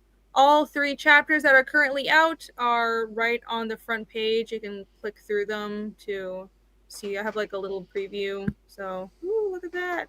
Magic. Wow.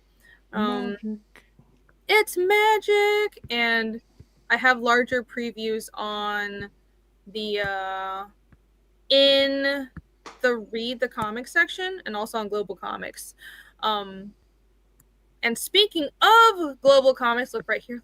Look, everything is so beautiful and simple and easy to understand. You can buy the physical book, read on the website. I have a website reader that's built in, and you can read it on Global Comics, which is this website here.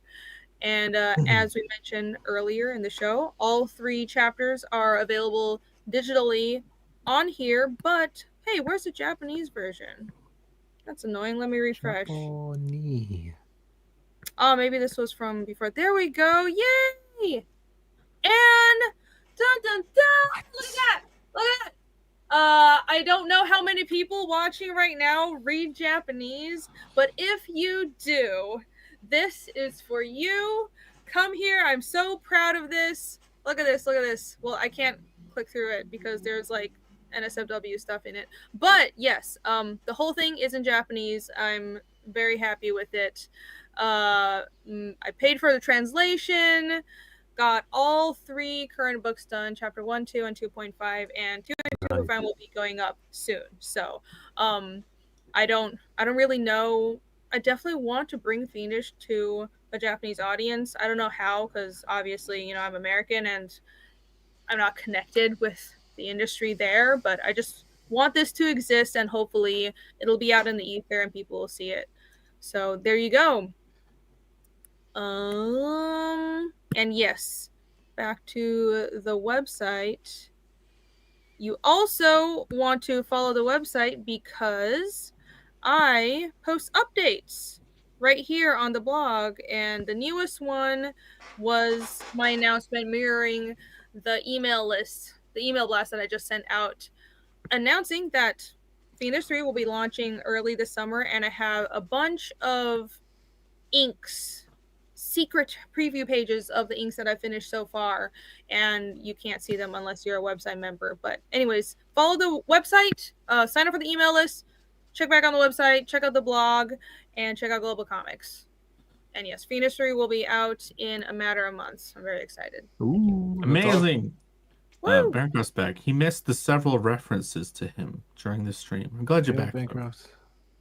Pity. Yeah, getting excited for Fiendish 3. The pages look next fucking level. Yay! The paneling is elegant. That's the thing. It's one of the things I like most about the Fiendish pages is how the paneling is. It's like you have flurries of panels, but it doesn't seem like a confusing cluster F. Well, it's kind of. I would say ornate. Ornate, yeah. No, I wouldn't actually. No, because yeah, there's very little symmetry being used. Yeah, it's all, there's not too much flourish for no reason. Everything seems reasoned. There's very few diamond. I've seen very few diamond panels so far, actually, in the pages I've seen. There are a couple. In chapter 3, I saved them for some big moments out there, but they'll come up. I am making an effort to be more dynamic with my layouts and do open panels or irregular panel shapes. So I'm trying to push myself beyond just like, drawing with more detail. I want my layouts to be better. So yeah, here are some of the inks that are done for chapter 3. Yeah, sign up if you like how this looks. Alex VRB and delivered in mere months. Right. So I think some people thought my campaign's live already. It's not. I'm just drawing pages and showing them. Like, I don't have a live campaign yet. So my goal is, first of all, I want a set number of pages finished and colored before I launch, partially because I want a really good trailer. There's like certain pages I want to use in a trailer, but also I want to have more time to finish a good chunk of the book so the customers don't have to wait as long, and also I can concentrate and do my best work without a deadline breathing down my neck, because I actually want to deliver on time. So that's why I'm taking so long. But it feels kind of weird. I feel like I should have a campaign right now. I'm getting antsy.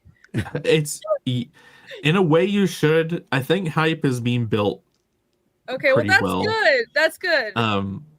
I think when you're going to be in prime. Everyone is going to be primed to be able to actually back the book when you finally do put it out this year. Well, because you're showing so much of it off too, with the shorts and stuff too. I'm trying. Oh yeah, that's another thing. I've been putting out a lot of shorts, so.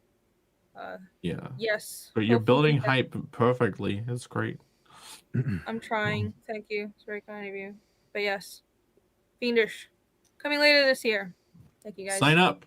Yes. And yes, sign up to the Connell.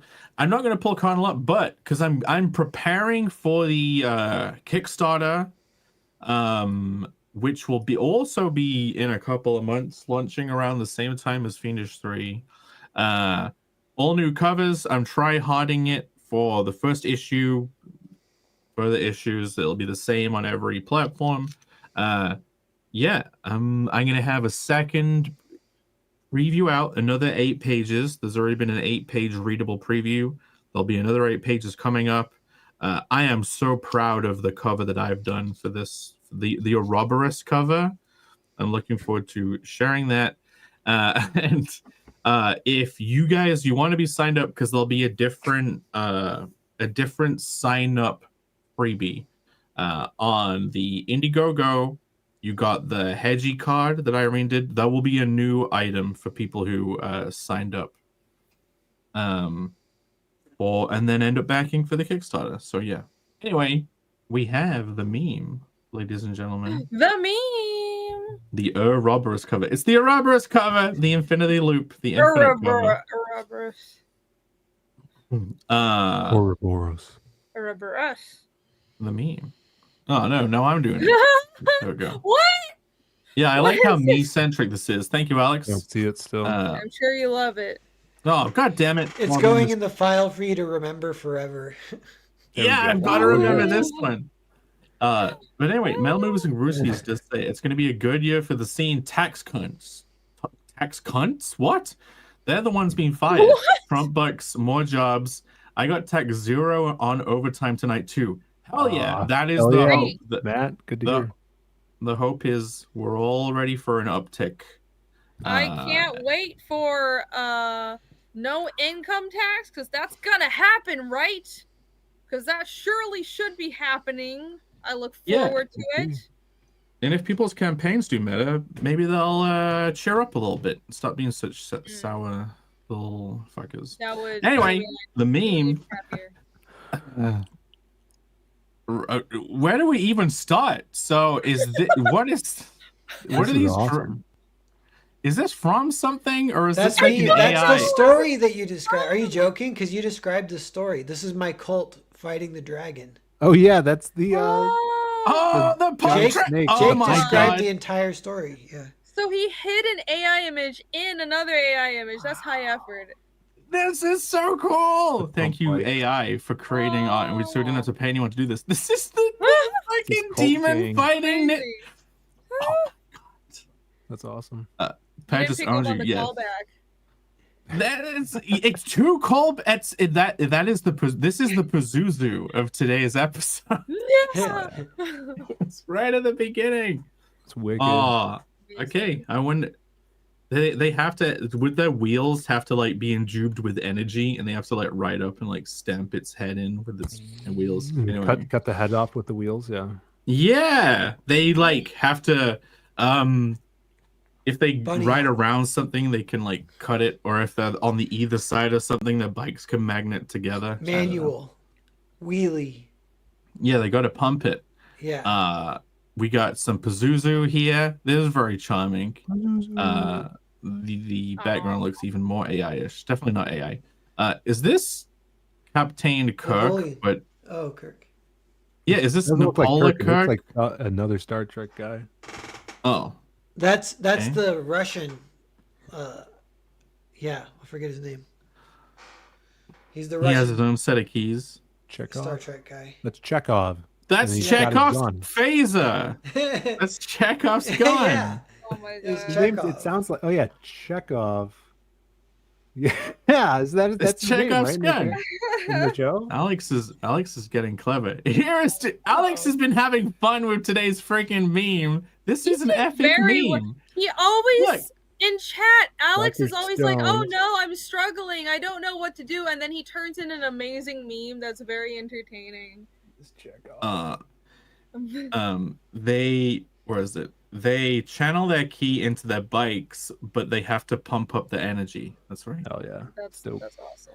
And then whenever they go into the sequence of charging up, they play "Pump Up the Volume," dance, and that's when the set piece kicks off, the final battle. Very nice. And then, like Pavlov's dog, you get triggered every time you hear "Pump Up the Volume," dance, and you're like, "Oh fuck, it's gonna get insane." Okay, we got Dr. Stone. Amazing. I It's a love it. smoker. Alex, If did you that get the series perfect was note? Did you make it? realistic, they would have grown weed already, and a lot of other things would have happened. I know the perfect way to chill out our enemies. Like, just Yeah, give them would have weed. been a lot more adult things going on if this I was. love that cover. That Marshall King cover is so badass. It's a total Dr. Stone moment for us. It's I know the solution. My friends, we're gonna make a little LSD. We'll 10 billion% relax our enemies. Yeah. They'll be having flashbacks for years. Are you talking about this cover, Phil? Yeah, it's cool. So there's shot 3 over here, and this is that's card the, 10. Issue 3. Okay, I'm just seeing things. There's a 2 here. I'm red herringing. I think you're tired and tripping. Yeah, I'm actually gonna go to sleep straight a fucking way as soon as we finish this, bro. Here's the Napoleon quote: "Never go full Pazuzu." Angel Parte. Angel Parte. Where's Napoleon? Who is that? This is Edward Nortolian. Have we done? Oh wait, no, this is Simon Pegg. Oh, Simon Pegg. Wait, no, not him. The Hot Fuzz actor. I can't remember his name. You just pulled a Corey from Oni Plays by calling him Sean Penn. Like, you don't has even know it what not I'm been referencing. established by me calling Pegg. Charles Manson, Marilyn Manson? I don't remember names very well. Mark Manson. Anyway. Yeah. Here's another like AI. This is clearly an AI anime girl poster. I do not have an anime girl poster in this room. Yet. I don't think anyone actually, believes you. You do. You It's got that one. there's boob posters, but they're not anime girls. Is Nurse Jenny from Pokemon an anime girl? I guess she is. Oh well. Is that his name, Simon Pegg?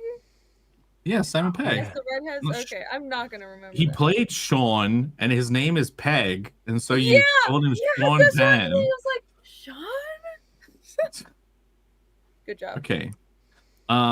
Should we do quotes? Look, Should we- what a great shot of me. It's you there hidden behind Look the up Akira. book. Oh my God.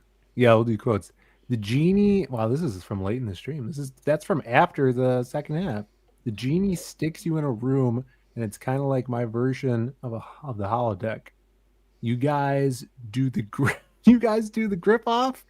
Pair, are you left-handed? That sounds like a manager, or that sounds like a Manger. Oh, Manger. Sounds like a Manger premise where you have this older mentor and a gang of basketball kids. Yeah, that's the premise of grip off.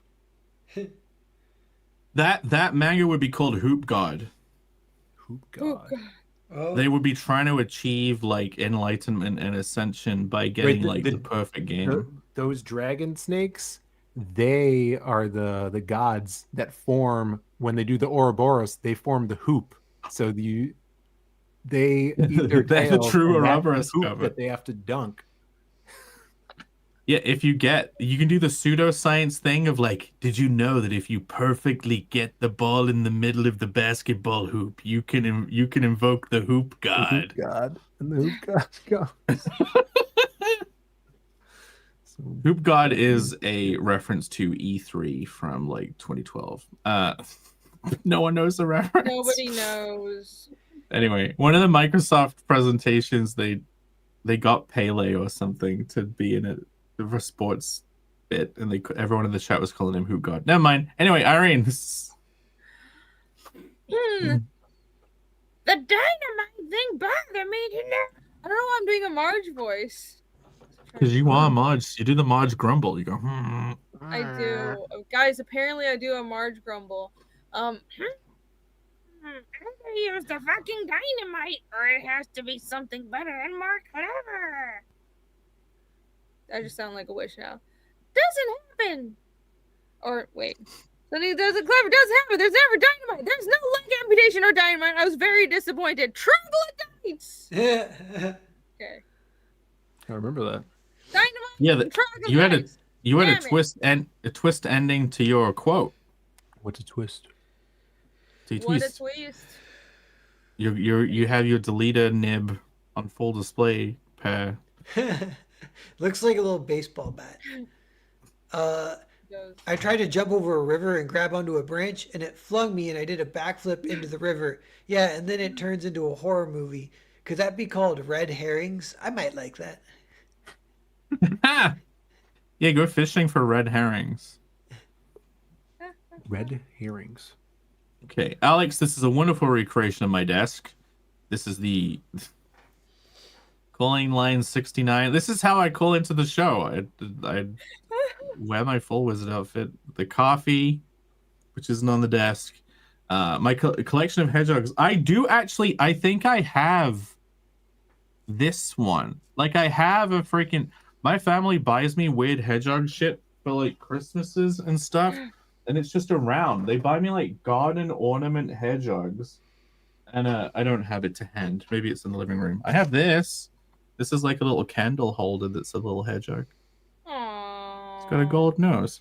Anyway, Hot Fuzz was a ground zero for callback setups and payoffs. A guy lowers himself off the edge of a building and his bicep pops. Yes, it does hurt so good. What? I bet it, yeah. You better go to the fucking moon. What a great amalgamation of quotes. Amazing, Alex. Really jogs your thinking brain. Callback to all of the key elements. There's a severe lack of Jury from Street Fighter with her feet in the camera on this mouse pad. That's true. Is that your mouse pad is a foot Sorry, fetish? I look around the feet. Never look directly. You really need to tell the internet that. Was that really a good idea? No, I'm not embarrassed. I'm really proud of Phil for keeping this earring thing up for so long. And Yeah, Me me too. too. What do you think? I am also impressed. Stay tuned I'm very tomorrow surprised. for the Diaz brothers story about the earring in Starbucks. And hopefully the reintroduction of the Philides reference from what was the film? Hercules? It wasn't Philides from Hercules. Someone needs to make that parody next. It was the the Total this one. Village. Yeah, we have an update actually. Oh, really? Yes. Alex, thank you. We haven't thanked you enough. You did an excellent job. We're very grateful Thank for the meme. That was you. very well done. It was a tour de force. Yes. So if looks good, Phil, and the update is now with more earring. Is that... Did they that's link up? great. They just put a chain from his chest thing into your ear. That's the earring? Okay. Yeah. That's funny. Perfect. I'm looking forward to Brandon being assaulted with this tomorrow. Cool. Well, that's it. We did it. Another show. Noel, how do people actually sign up for your mailing list? What is the address? What do they go to? It's my email octopus link. Does anyone in the mods have it? Alex VRB might. If nobody's got it, then I'll just pump it later. Wait a minute. Here's a novel thing. Here we go. Go to novelbooks.io page /1N6VX. Yeah. Type that whole thing in, or yes. Thank you for the link. Thanks, Chat says Alex. they didn't see the film meme because StreamYards is dumb. Yeah, I couldn't see it. Oh, I don't know. well. This isn't a problem for anyone else. It's like unique to me. Maybe it's No, because they have like no. 2 different stages. No, it Yesterday is on weird. John's long box, we had the same problem, so it's just So StreamYard. I could see it. Narwhal, can you see this? I can see Yeah. it. Chat can't see it. Bear could see it. Yeah. Hoop I God don't know. can't see it. This That's is the- what matters. You should be able to see it now. And now, yeah, this Should is I the... change my name to Hoop God? That's sacrilegious. I don't want to do it. Yeah. I mean, I am a cult leader though, so. Well, it's a pump track thing. If you're doing a basketball thing, then you could be Hoop God. Like, seeing as your pump track mode, you got to be called Pump God. That's true. Pump God. Hoop pumper. They could call you Pump God at the grip off. Oh my god. With everyone, all the kids' hot mums. She's like, Yeah, I'm they're like, inviting we're all your supposed to mums be. for. Yeah, they're like, we're Look, supposed to be Mom. gripping, but this guy keeps pumping. What's going on? Look, Mom, it's the Pump God. He's pumping. Watch him pump. It is cool. Okay. I think we're done. I Yeah? think we're done. Okay, Thank you cool. all. Thank you. This is- Bye. Anyway, Phil has a show tomorrow. Irene doesn't have a stream on Monday because you already did it this week. Yeah, so I guess I'm hosting Creative Block next week. Yay! I don't know what Good I'm going luck. to talk about, but tune into my channel. You'll figure it out at the last minute, and then you'll worry that it's not good enough. I will. I'll figure it out. See you guys then. Yeah. All right. Let me find the video for clicking. Bye, everybody.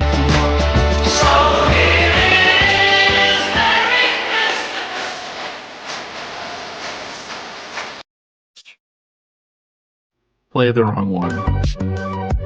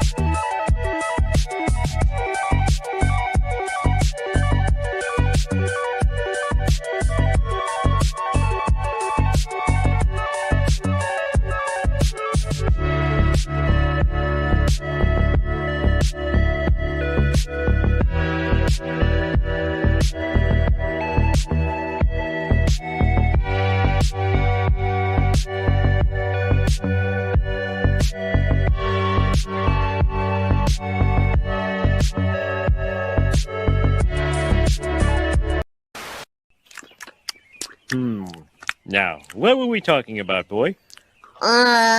We were talking about the time you beat jury duty. Oh, yeah. The trick is to say you're prejudiced against all races.